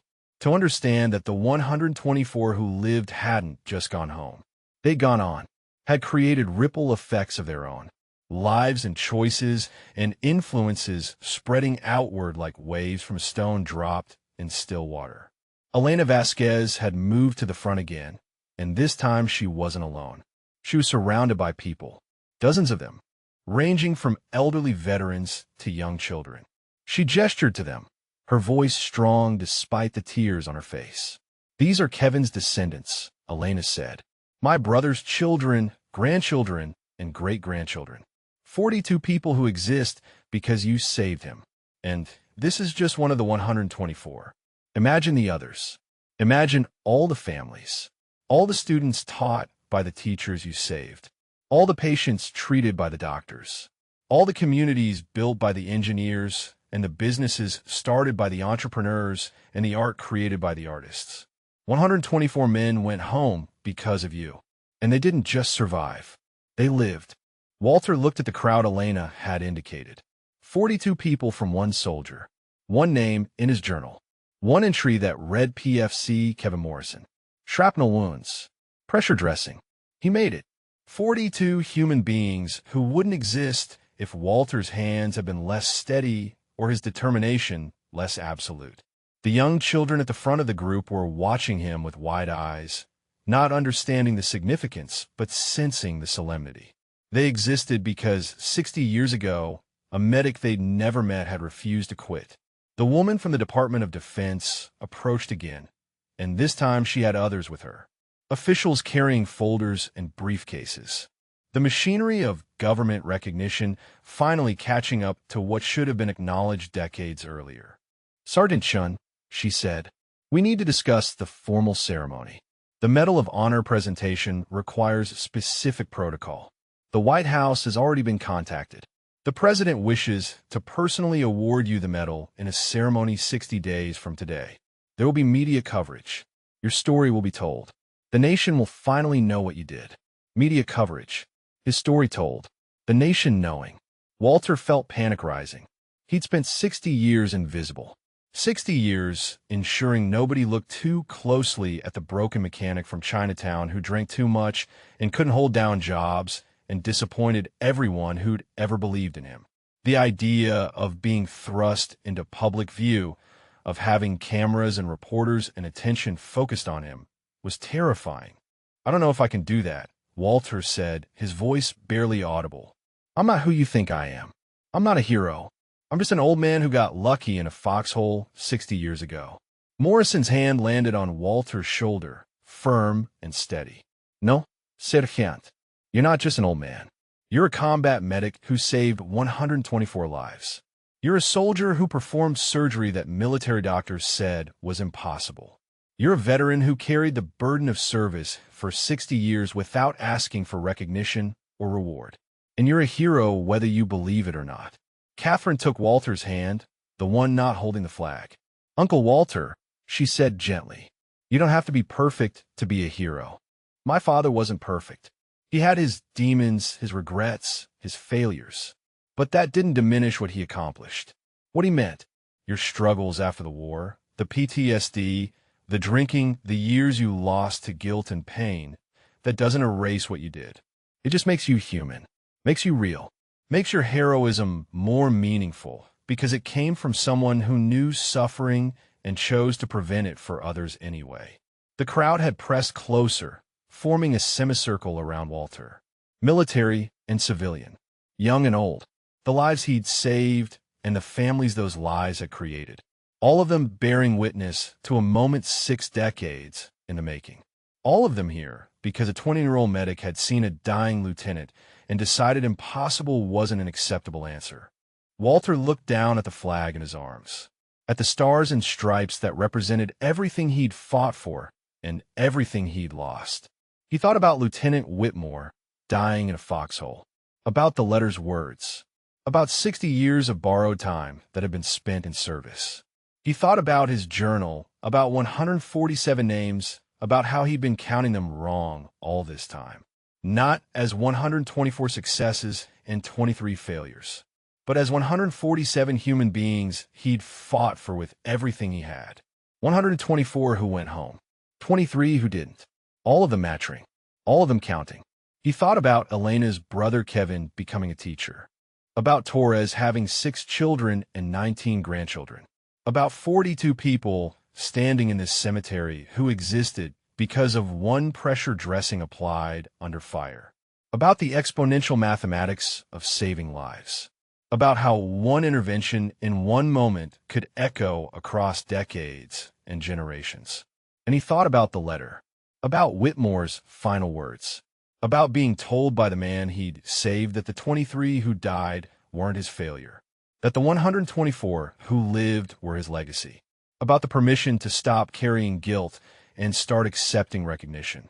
Maybe, Walter thought, holding that flag and surrounded by proof that his life had mattered, that his service had meant something, that the burden he'd carried for 60 years had been real but didn't define him. Maybe it was time to stop hiding. Maybe it was time to accept what these people were trying to give him. Not glory, not praise, just acknowledgement. Just the simple truth that what he'd done in that foxhole had mattered then and still mattered now. Okay, Walter whispered. The word felt like surrender, like acceptance, like the first breath after holding one for 60 years.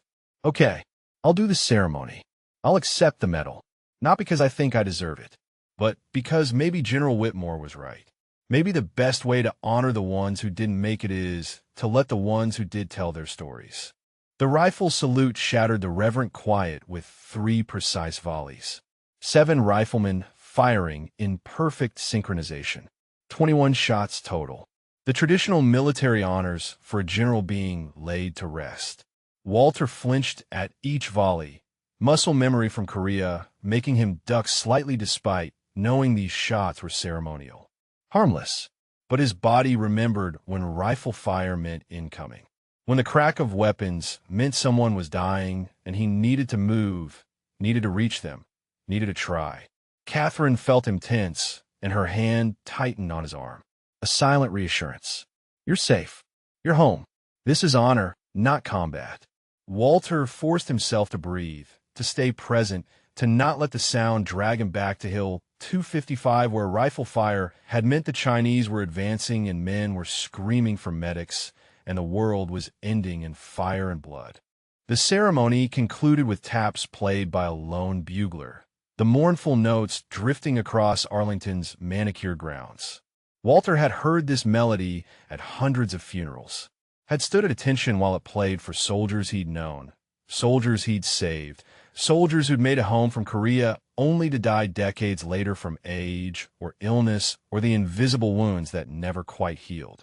Each time the melody carried him to the same place. To a field hospital in 1953 where they'd played taps for the 23 who hadn't survived. Where Walter had stood at attention with tears streaming down his face, 21 years old and already carrying more death than any person should have to bear. But this time was different. This time the ceremony wasn't ending with burial and departure. People weren't quietly dispersing to their cars, weren't filing away to return to their lives. Instead, they were gathering, moving closer, forming lines, waiting, all of them focused on Walter. All of them here because the story that had been hidden for 60 years was finally being told, and they wanted to be part of bearing witness. A reporter had materialized at the edge of the crowd, camera operator in tow. She was young, maybe 30, with the sharp determination of someone who'd recognized this wasn't just a general's funeral anymore. This was news. This was history being corrected in real time. She was speaking into her microphone, her voice low and respectful, but urgent with the awareness that she was documenting something significant. We're here at Arlington National Cemetery, where what began as the funeral of four-star General James Whitmore has become something extraordinary.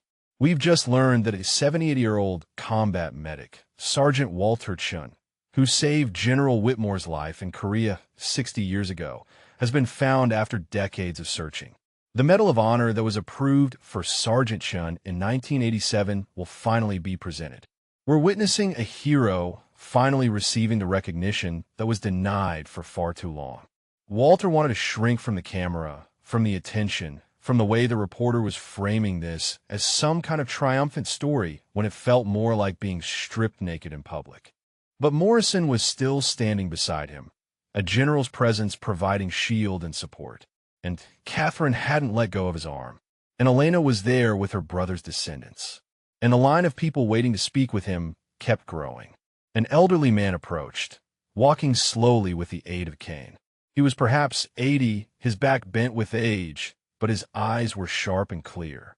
When he reached Walter, he extended his hand with fingers that trembled slightly. "You don't know me," the man said. His voice was rough, worn by decades and emotion. "But you knew my son, Private First Class Daniel Chun. No relation to you, different family, but same last name. You treated him at Old Baldy in July 1953. Leg wound. He survived. Came home. He died in 2001. Car accident. But he lived 48 years because you saved him. He married my wife. Had 3 sons. I'm one of them." Walter's mind raced through the journal entries. Daniel Chun. Yes. He remembered.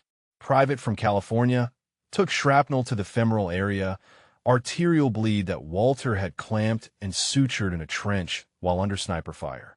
The kid had been terrified, crying for his mother, certain he was going to die.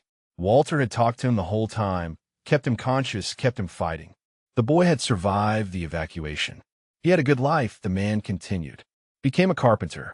Built houses all over Sacramento. My brothers and I, we all went into construction because of him. Because he taught us to build things that last. To create instead of destroy. He learned that from you. From seeing someone build him back together when he should have died. Before Walter could respond, another person stepped forward. A woman in her 40s, professional attire, the bearing of someone accomplished. She held a photograph, extending it so Walter could see. It showed a young soldier in Vietnam-era uniform. "My father," she said. "Sergeant James Morrison. You saved his Uncle Kevin in Korea. My father joined the military because of the stories Uncle Kevin told. Because he wanted to be like the medic who'd worked miracles. My father served in Vietnam. Came home. Used his GI Bill to become a doctor. Spent 40 years in emergency medicine saving lives. He died last year. Heart attack. But before he died, he told me if I ever got the chance to meet you, to tell you thank you. That you inspired generations. That your actions in Korea didn't just save lives then. They created a ripple of service that's still spreading. The mathematics kept compounding. Exponential effects that Walter had never considered. One soldier saved led to sons inspired, led to medical careers dedicated to saving others. The ripples spreading outward across decades like waves that never stopped, never diminished, just kept expanding. Colonel Cortez approached with his phone extended. "Sir, I have someone who wants to speak with you. It's important." Walter took the phone with shaking hands. The voice on the other end was older, male, with the cadence of authority tempered by emotion. "Sergeant Shun, this is Senator Harold Barnes. I'm calling from Washington. I served in Korea with the 7th Infantry Division. I heard what happened at General Whitmore's funeral today. What's being revealed? I need you to know something.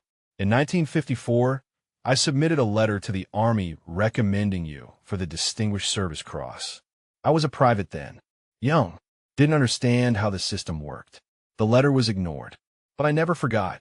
I've spent 60 years in public service, 30 of those years in the Senate, and I've never stopped thinking about the medics who saved us, who ran toward gunfire while we ran away from it, who put our lives before their own. You deserve this recognition. You deserved it 60 years ago. I'm sorry it took this long." Walter couldn't speak, couldn't process that a United States senator was apologizing to him, that people he'd saved had spent decades trying to ensure he was recognized, that the 21-year-old kid from Chinatown who'd just been trying to do his job had mattered this much to this many people. The reporter had moved closer, her camera operator filming Walter's face as tears finally broke through the dam he'd been holding for 60 years. Not quiet tears, not dignified ceremony tears. Full sobs. 6 decades of held grief and guilt and pain finally releasing because there were too many people telling him it wasn't his fault. Too many lives proving his service had mattered. Too much evidence that what he'd done in that foxhole had been extraordinary, not ordinary. Heroic, not lucky. Morrison's hand stayed on Walter's shoulder. Catherine held his arm. Elena stood nearby with her brother's family, the descendants of Daniel Chun, the daughter of James Morrison, all of them forming a circle of protection around the old medic who was finally, mercifully, being allowed to break. Captain Bradley Ashford watched from the back of the crowd. His face had gone gray. His career military bearing had collapsed into something smaller, diminished. He'd spent the entire ceremony understanding, with growing horror, exactly who he'd tried to remove. A Medal of Honor recipient. A combat medic who'd saved over 100 lives. A genuine American hero who'd been coming to pay respects to the man whose life he'd saved, and Ashford had treated him like a trespasser, like someone who didn't belong. Morrison noticed Ashford standing at the periphery. The general's expression hardened. He excused himself from Walter's side and walked toward the funeral director with the deliberate stride of someone about to deliver consequences. "Captain Ashford," Morrison said. His voice carried authority that made heads turn. "I believe we need to discuss your conduct today. Your treatment of Sergeant Shun. Your failure to recognize a decorated veteran. Your decision to attempt removal of a guest personally invited by the family." Ashford's face flushed. "Sir, I was following security protocol. I had no way of knowing who he was. His name wasn't on the verified guest list, and given the profile of his funeral, I felt it was my responsibility to ensure proper procedures were followed." "You felt it was your responsibility," Morrison repeated, his tone cold as Arctic steel, "to judge a man's worth by the quality of his suit. To assume that someone in threadbare clothing couldn't possibly belong among the honored guests. To prioritize your perception of dignity over basic human respect. Is that an accurate summary of your decision-making process?" "Sir," Ashford stammered, "I was trying to maintain the appropriate atmosphere for a ceremony of this magnitude. I had no idea he was a Medal of Honor recipient. If I had known his credentials, obviously I would have treated him differently. And there," Morrison said, "is exactly the problem. You would have treated him differently if you'd known his credentials. As if a man's worth is determined by medals or rank or appearance. As if the content of character can be judged by the quality of clothing. Sergeant Shun deserved respect regardless of what he was wearing. Regardless of what you did or didn't know about his service. He deserved dignity as a human being attending a funeral. You failed to provide that. And that failure reveals something about your judgment that concerns me deeply. Around them, other attendees were watching, listening, bearing witness to consequences finally arriving for cruelty casually delivered. Ashford had nowhere to hide, no protocol to cite, no procedure to shield behind. Just the reality of his actions and the man he'd wronged standing 20 feet away, surrounded by proof of heroism Ashford couldn't begin to comprehend. The cemetery director emerged from the administrative building, moving with the urgent stride of someone who'd been watching events unfold from a distance and finally understood the magnitude of what was happening. His name was Robert Hutchinson, a retired colonel himself, and his face was set with the grim determination of a man about to deliver justice that was long overdue. He walked directly to where Morrison stood confronting Ashford, and his expression made clear that this conversation was not going to end well for the funeral director. "Captain Ashford," Hutchinson said, his voice carrying the weight of authority and barely controlled anger. "My office. Now, General Morrison, if you would accompany us. And Sergeant Shun, with your permission, I'd like you present as well. What happened here today requires formal response." Walter looked uncertain, still overwhelmed by the testimonials, by the tears he'd finally allowed himself to shed, by the weight of recognition settling on shoulders that had carried guilt for so long they'd forgotten what else they could bear. Catherine squeezed his arm gently. "Go, Uncle Walter," she said softly. "You deserve to hear what they're going to say. You deserve to see accountability." The walk to the administrative building was silent, except for the crunch of gravel under their feet. Ashford's face had gone from flushed to pale, the progression of someone watching their career implode in real time.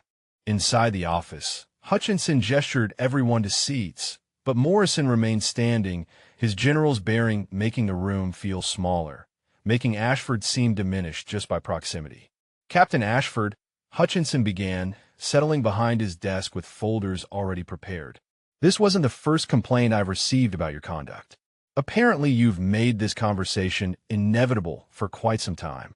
But today's actions, attempting to remove a Medal of Honor recipient from a funeral where he was personally invited by the family, that crosses a line that cannot be uncrossed." He opened one of the folders, reading from what appeared to be prior incident reports. "Memorial Day, 2012. You removed a homeless veteran from the ceremony grounds because his appearance didn't meet your standards of dignity. The veteran in question was a Purple Heart recipient from Vietnam. Veterans Day, 2011.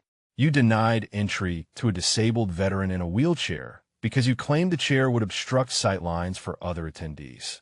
The veteran had lost both legs in Iraq. Should I continue?" Ashford's hands were trembling. Those situations were different. Those were protocol issues about maintaining proper ceremony standards. I was trying to preserve the dignity and solemnity appropriate for military honors. Morrison's voice cut through like a blade. "You were judging veterans by their appearance, deciding who was worthy of honoring the dead based on whether they met your aesthetic standards. Do you understand what that reveals? What that says about your fitness for this position?" Hutchinson pulled out another document. "This morning I received calls from 3 different attendees. One from Mrs. Catherine Whitmore Hayes, formally complaining about your treatment of Sergeant Shun. One from Colonel Cortez detailing what he witnessed. And one from a reporter who was present and documented the entire incident. It's already making news, Captain. The story of a Medal of Honor recipient being asked to leave a funeral is spreading. And Arlington National Cemetery is at the center of it. The weight of media attention, of public scrutiny, of having his actions examined, not just internally but by the entire nation, seemed to physically crush Ashford. He sank deeper into his chair, his military bearing completely abandoned. "I didn't know," Ashford said, his voice barely above a whisper. "I swear I didn't know who he was.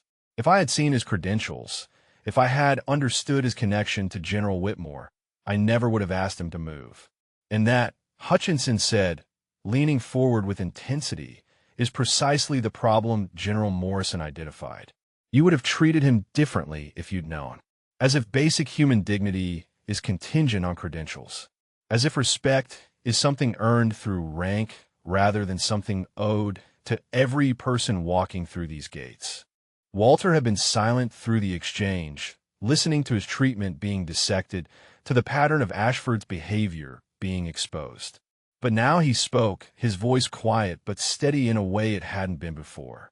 His voice carrying the authority of someone who'd finally accepted their own worth. Sir Walter said, addressing Hutchinson directly, I don't want this man to lose his career because of me. I don't want to be responsible for destroying someone's livelihood. Morrison turned to Walter, his expression softening. Sergeant Shun, with respect, this isn't about you wanting revenge. This is about a pattern of behavior that demonstrates fundamental unsuitability for this position.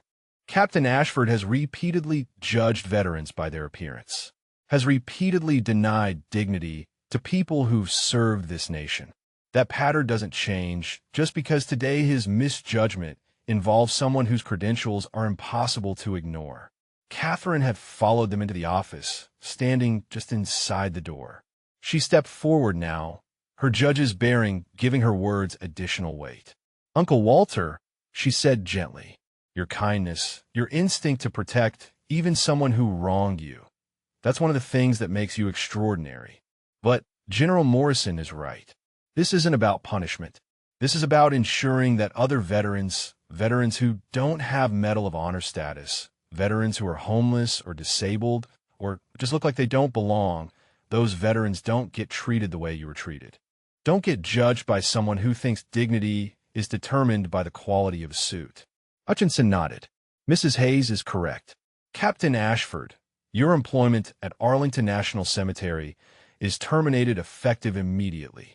You'll be escorted from the grounds, and your credentials will be revoked. This decision is final. Ashford's face crumpled. 34 years of service. Gone. His voice when he spoke was broken, devastated. I served this country for 20 years in the Army Reserve. I worked at Arlington for 14 years. This is my life. Everything I've built. And you're ending it because I made one mistake? One mistake, Morrison said, his voice hard as steel, preceded by years of similar mistakes that you were never held accountable for. Veterans denied dignity. Heroes judged by appearance. The cumulative weight of those mistakes doesn't disappear just because you're finally facing consequences. Walter looked at Ashford, really looked at him, and saw something familiar.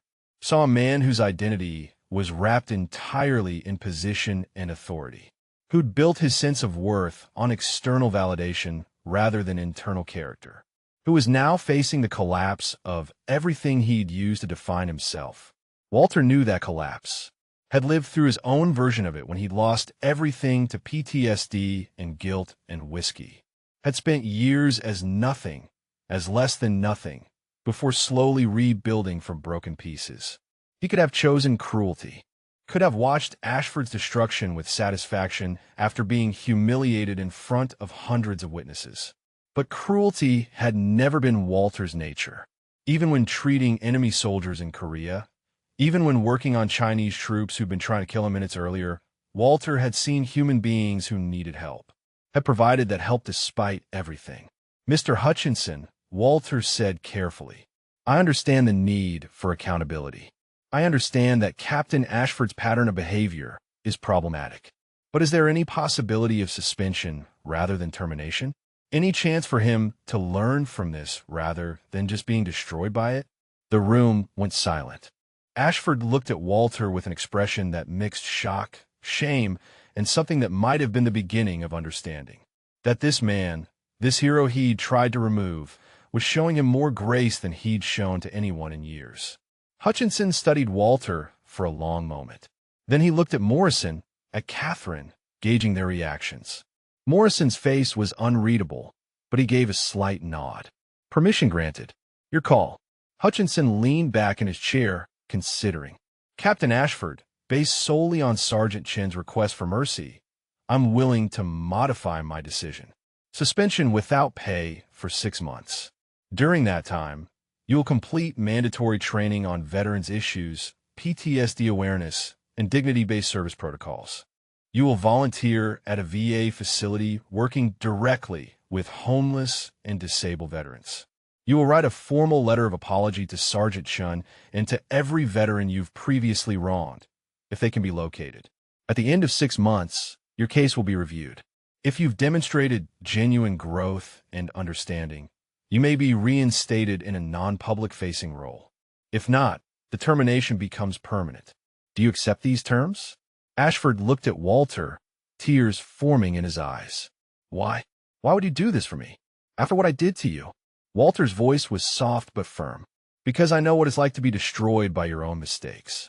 To have your identity collapse. To lose everything and have to rebuild from nothing. And I know that people giving me second chances, people showing me mercy when I didn't deserve it. That's the only reason I'm here today. So maybe someone showing you mercy now means you'll show it to others later. Maybe that's how this ripple effect works. Not just saving lives, but saving humanity. Morrison placed his hand on Walter's shoulder, and when he spoke, his voice carried profound respect. Sergeant Shun, you just demonstrated more leadership in 2 minutes than many officers show in entire careers. This is why you saved 124 men. Not just because your hands were skilled, but because your heart was right. Ashford stood slowly, shaking, and did something that military protocol didn't require, but that human decency demanded. He came to attention and saluted Walter. Not the crisp formal salute from earlier. A salute that trembled with shame and gratitude and the weight of understanding just how badly he'd misjudged. How close he'd come to destroying someone who deserved the exact opposite. How mercy was being given to him by the person he'd wronged most. Walter returned the salute, this time without hesitation. Without doubt. Just the clean acknowledgement of one person honoring another. The meeting concluded with Ashford being escorted out, his credentials temporarily revoked, but his career given a lifeline he hadn't earned but was being granted anyway. Because mercy wasn't about deserving. It was about being human enough to recognize that everyone makes mistakes and everyone needs chances to become better. When Walter emerged from the administrative building, the crowd hadn't dispersed. If anything, it had grown. News crews had arrived from multiple stations, their satellite trucks lining the access road. Reporters were interviewing attendees, gathering testimonials from the veterans and families who'd witnessed the revelation. The story was spreading in real time, moving from a funeral to a national moment of recognition for a hero who'd been invisible for 6 decades. Elena Vasquez approached with a tablet in her hands, her face showing a mix of awe and urgency. Sergeant Shun, you need to see this. The story is everywhere. Twitter, Facebook, news sites. The video of General Morrison's eulogy, of you receiving the flag, of all of us sharing what you did. It's gone viral. Millions of views in the last hour. She turned the tablet so Walter could see. Headlines scrolled past. Medal of Honor recipient found after 60 years.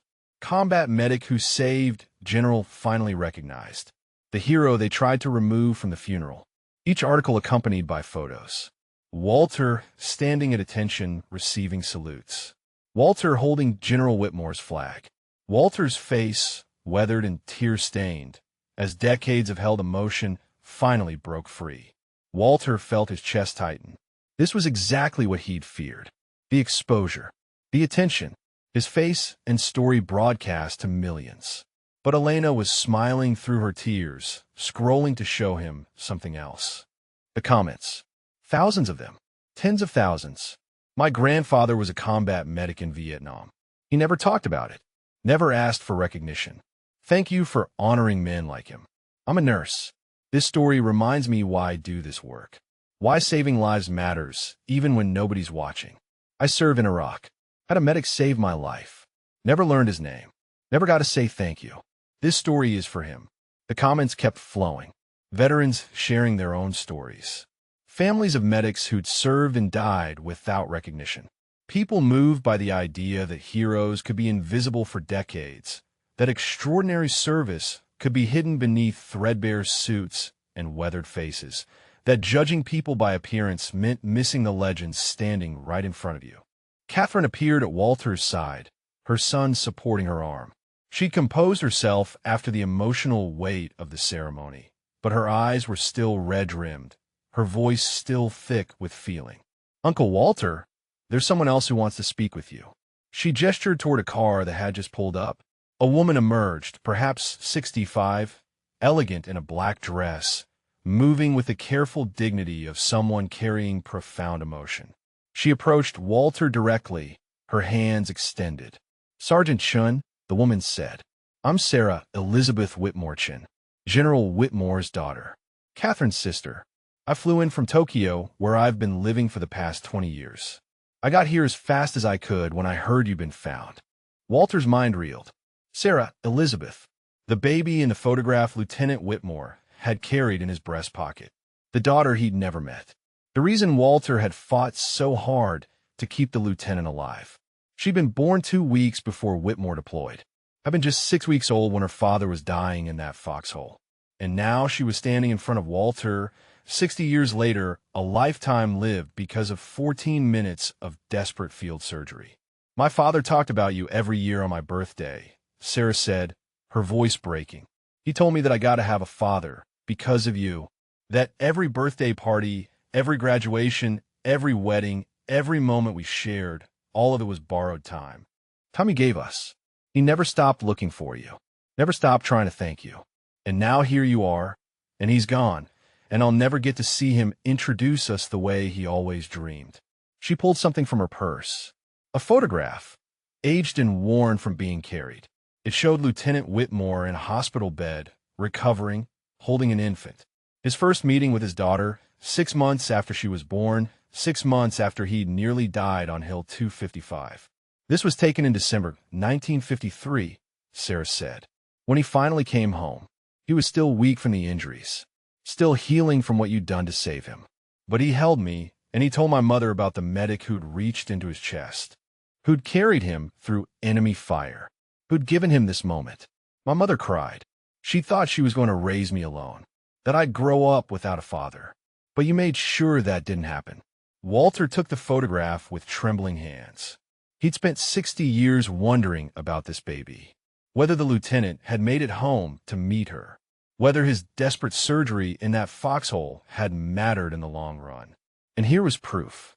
Here was the baby, now a grandmother herself, standing in front of him with 60 years of life that existed because Walter's hands had been steady enough.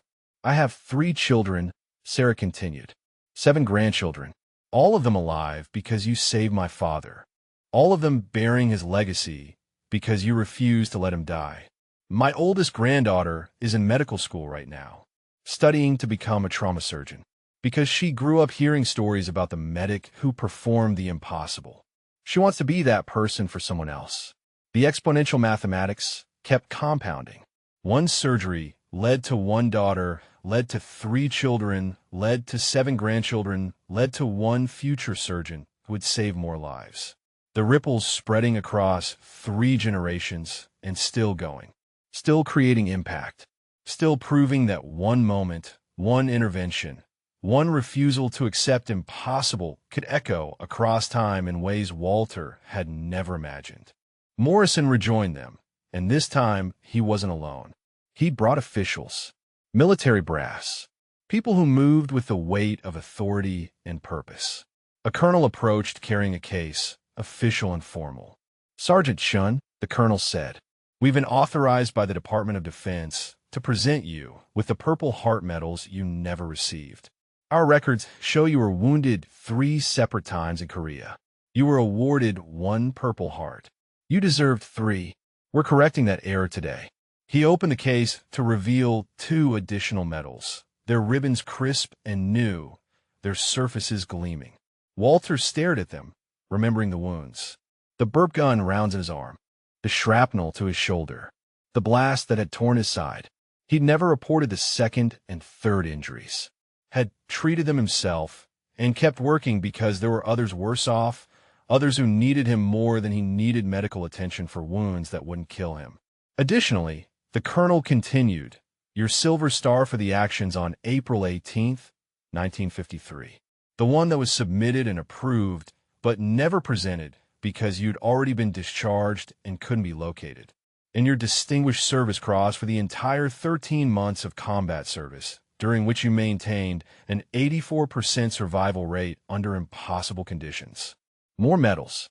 More recognition, more proof that what Walter had dismissed as just doing his job had been extraordinary, had been worthy of a nation's highest honors, had been heroic in ways he'd never allowed himself to believe. Elena stepped forward again, but this time she had others with her. Dozens of people, the descendants of the men Walter had saved. They formed a line, each one holding something. Photographs of their ancestors in uniform, letters written from Korea, dog tags, personal effects, the physical proof of lives lived because of Walter's hands. One by one, they approached. One by one, they told their stories. My grandfather, my father, my uncle, my brother, each one saved, each one going home, each one creating families and careers and impacts that spread across communities and decades. Each one proof that Walter's service mattered not just in the moment, but forever. The testimonials continued until the sun began to set, casting long shadows across Arlington's headstones, until Walter's legs were shaking from standing so long, until his voice was hoarse from thanking people who insisted they were the ones who owed thanks, until the weight of recognition, of validation, of being told by hundreds of voices that he mattered, that his service counted, that his life had made a difference, finally settled into the places where guilt had lived for 60 years. Catherine and Sarah stood on either side of him now, General Whitmore's daughters, the women who existed because Walter had refused to give up. They held his arms, supporting him, claiming him as family in front of everyone, making it clear that this old man in the threadbare suit wasn't just a hero to be honored. He was Uncle Walter. He was theirs. He belonged. Morrison approached one final time, and when he spoke, his voice carried across the gathering crowd. I've served for 38 years. I've known Medal of Honor recipients. I've commanded the best soldiers America has ever produced. But I've never met anyone who embodies service more completely than Sergeant Walter Chun. Not just because of what he did 60 years ago, but because of what he just demonstrated in that office. Showing mercy to someone who wronged him. Choosing rehabilitation over revenge. Understanding that the mission isn't just about saving lives in combat. It's about saving humanity everywhere. Always. The crowd erupted in applause. Not polite ceremony applause. Thunderous recognition. Veterans coming to attention. Civilians standing. The reporter's camera capturing everything. The moment when an invisible hero finally became visible. When 6 decades of hiding ended. When Walter Chun, combat medic, finally accepted that maybe, just maybe, he deserved the recognition he'd spent so long avoiding. As the cemetery began to empty, as people reluctantly departed, as the news crews packed their equipment and the officials returned to their duties, Catherine leaned close to Walter. Come home with me, Uncle Walter. Sarah's staying for a few days. We want you with us. No more hiding. No more isolation. You're family. You've always been family. And family doesn't let each other face the world alone. Walter looked at the two women, at the lives he'd made possible, at the acceptance being offered without conditions or expectations. For the first time in 60 years, he didn't argue, didn't insist he was fine alone, didn't retreat into the invisibility that had been his shield. He just nodded, too overcome to speak, and let them guide him toward a future he'd never imagined possible. 3 months had passed since the funeral. 3 months since Walter's face had appeared on national news. 3 months since the story of the invisible hero had spread across every media platform. 3 months since everything changed.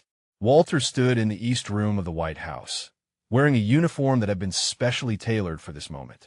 Not the threadbare thrift store suit he'd worn to Arlington. A proper dress uniform, Army service greens with the rank of sergeant on his sleeves.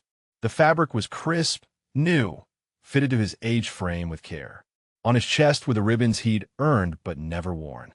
Purple Heart with 2 oak leaf clusters. Silver Star, Distinguished Service Cross. And in moments, the Medal of Honor would join them. Catherine stood to his left, Sarah to his right. Both dressed formally, both with tears already forming despite the ceremony not yet beginning. Behind them were 42 people. Kevin Morrison's descendants. Elena Vasquez and her family. Captain Torres's granddaughter in her military dress uniform, Daniel Chin's sons, the families of the 124 men Walter had saved, as many as could make the journey, all here to witness the moment when their collective gratitude became official recognition. General Morrison was present in full dress uniform, 4 stars gleaming. Senator Barnes had flown in from his home state. The Joint Chiefs of Staff stood at attention. And in the front row, in a wheelchair but present with fierce determination, sat a man Walter hadn't seen in 60 years. Private Danny Martinez, the radio operator who'd held Lieutenant Whitmore down during the surgery, who'd recited prayers in Spanish while Walter's hands were inside another man's chest. 93 years old now, frail but alive, his eyes locked on Walter with an intensity that said, "I told you that you were a miracle worker, and I was right." The president entered, and the room came to attention. The ceremony was formal, scripted, every word and gesture carrying the weight of tradition and honor. But when the president approached Walter, when the citation was read aloud, detailing the actions on April 18th, 1953, the formality couldn't contain the emotion. For conspicuous gallantry and intrepidity at the risk of life above and beyond the call of duty, Sergeant Walter Chun, serving as a combat medic with the 2nd Battalion, 17th Infantry Regiment, distinguished himself by acts of extraordinary heroism on Hill 255, Korea, when 2nd Lieutenant James Whitmore sustained a critical chest wound during intense enemy artillery bombardment. Sergeant Chun performed a field thoracotomy under fire, utilizing improvised surgical techniques to repair catastrophic injuries that conventional medical wisdom deemed unsurvivable. Despite being wounded himself, Sergeant Chun then carried the lieutenant 2 miles through hostile territory to reach evacuation facilities. His actions directly resulted in saving Lieutenant Whitmore's life and demonstrated exceptional courage, selfless service, and unwavering commitment to his fellow soldiers. Sergeant Chin's extraordinary heroism and devotion to duty reflect great credit upon himself and the United States Army. The president placed the medal around Walter's neck, the light blue ribbon settling against his uniform, the star resting above his heart. The room erupted in applause. Not polite, ceremonial acknowledgement. Standing ovation. Generals weeping. Families cheering. Recognition 6 decades overdue, finally, mercifully being given. But the ceremony was only the beginning. After the formal presentation, after the photographs and handshakes and official proceedings concluded, Walter's real work began. The work he'd discovered in the 3 months since Arlington. The work that had given him purpose he'd never imagined possible. He'd moved in with Catherine and her family, had his own room in their home, had become Uncle Walter not just in title, but in daily presence. He ate dinner with them, told stories to Catherine's grandchildren, let himself be part of a family again after decades of isolation. And through Catherine's connections, through the viral spread of his story, through the network of veterans and families who'd reached out after seeing the news, Walter had found his calling. He'd started volunteering at the VA hospital. 3 days a week, he sat with combat veterans struggling with PTSD, with soldiers who couldn't reconcile the people they'd been with the people war had made them, with men and women carrying guilt over those they couldn't save, over actions taken or not taken, over surviving when others didn't. Walter talked to them, shared his own story, his own decades of struggle, his own guilt over 23 names in a journal. And he told them what General Whitmore's letter had finally made him understand. That surviving wasn't betraying the dead. That the best way to honor those who didn't make it was to live fully, to help others, to turn pain into purpose. The program had grown. Elena had partnered with him, bringing her veterans advocacy experience. Morrison had secured funding. What started as informal conversations had become an official peer support initiative. Combat medics and corpsmen helping current service members understand that struggling wasn't weakness, that asking for help was courage, that the mission didn't end when you came home. It just changed form. Walter had also started giving talks. High schools, medical schools, military training facilities.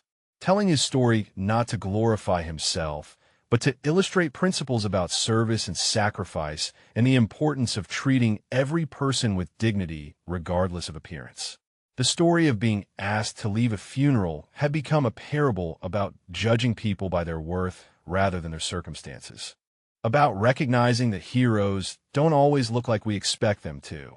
Captain Bradley Ashford had completed his 6-month suspension, had worked at the VA facility where he'd met Walter volunteering, had written letters of apology to every veteran he'd wronged, tracking them down through military records and veterans organizations, had shown genuine growth and humility.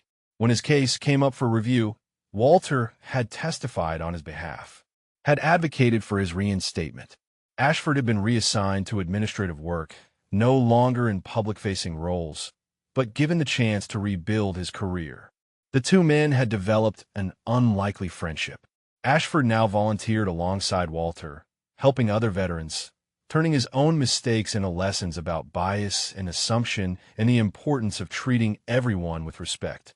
The journal still lived in Walter's pocket, still contained 147 names, but he'd added new pages, names of veterans he was helping now, soldiers he was connecting to resources, lives he was touching not through field surgery, but through presence and understanding and the hard-won wisdom of someone who'd survived both war and its aftermath. Danny Martinez approached after the ceremony, his wheelchair pushed by his grandson. When he reached Walter, when their eyes met for the first time in 60 years, both men broke. Martinez extended a trembling hand, and Walter took it, holding on as decades collapsed, and two old soldiers who'd shared the worst day of their lives stood together in the best moment either had experienced since. "You told me we'd make it," Martinez said, his voice hoarse with age and emotion. "You told me to hold the lieutenant while you worked, and to trust that your hands were steady enough. I trusted you then.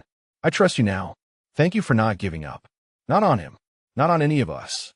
Not on yourself."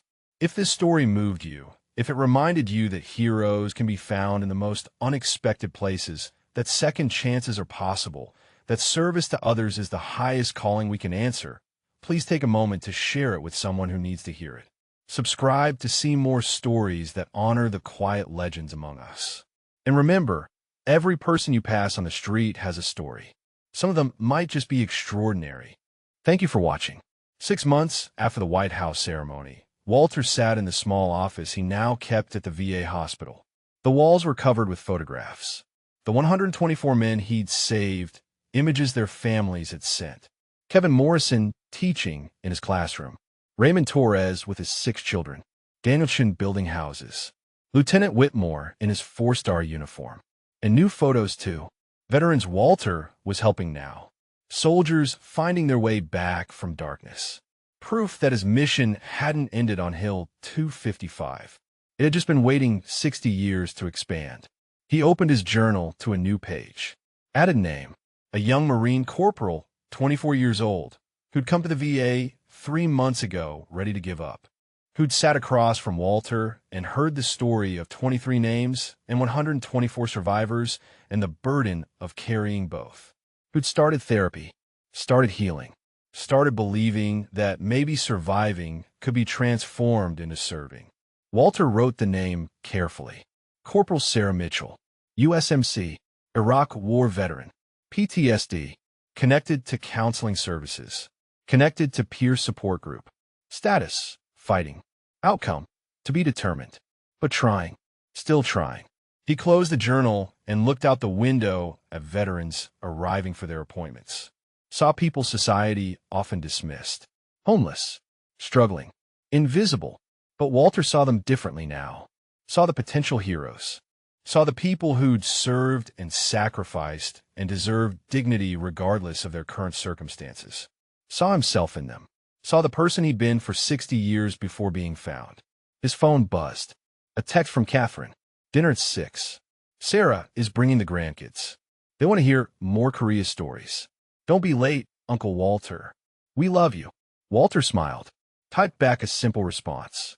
I'll be there. Love you too. He stood slowly, his joints protesting the way they always did, the old wounds making themselves known. But he stood straighter now than he had in decades. Stood with the bearing of someone who'd finally accepted their own worth. Who'd finally understood that the 23 he couldn't save didn't diminish the 124 he did. That guilt and legacy could coexist. That heroism wasn't about being perfect. It was about trying anyway. He walked toward the door, toward the veterans waiting in the lobby, toward the work that would fill his remaining years. And as he passed a mirror in the hallway, he saw something he hadn't seen in 60 years. Not the old man in the threadbare suit. Not the failure who'd lost 23. But the medic, the soldier, the hero. Still here, he whispered to the reflection, to the memory of brothers long gone, to the part of himself he'd abandoned in Korea. Still trying. And this time, finally, not trying alone.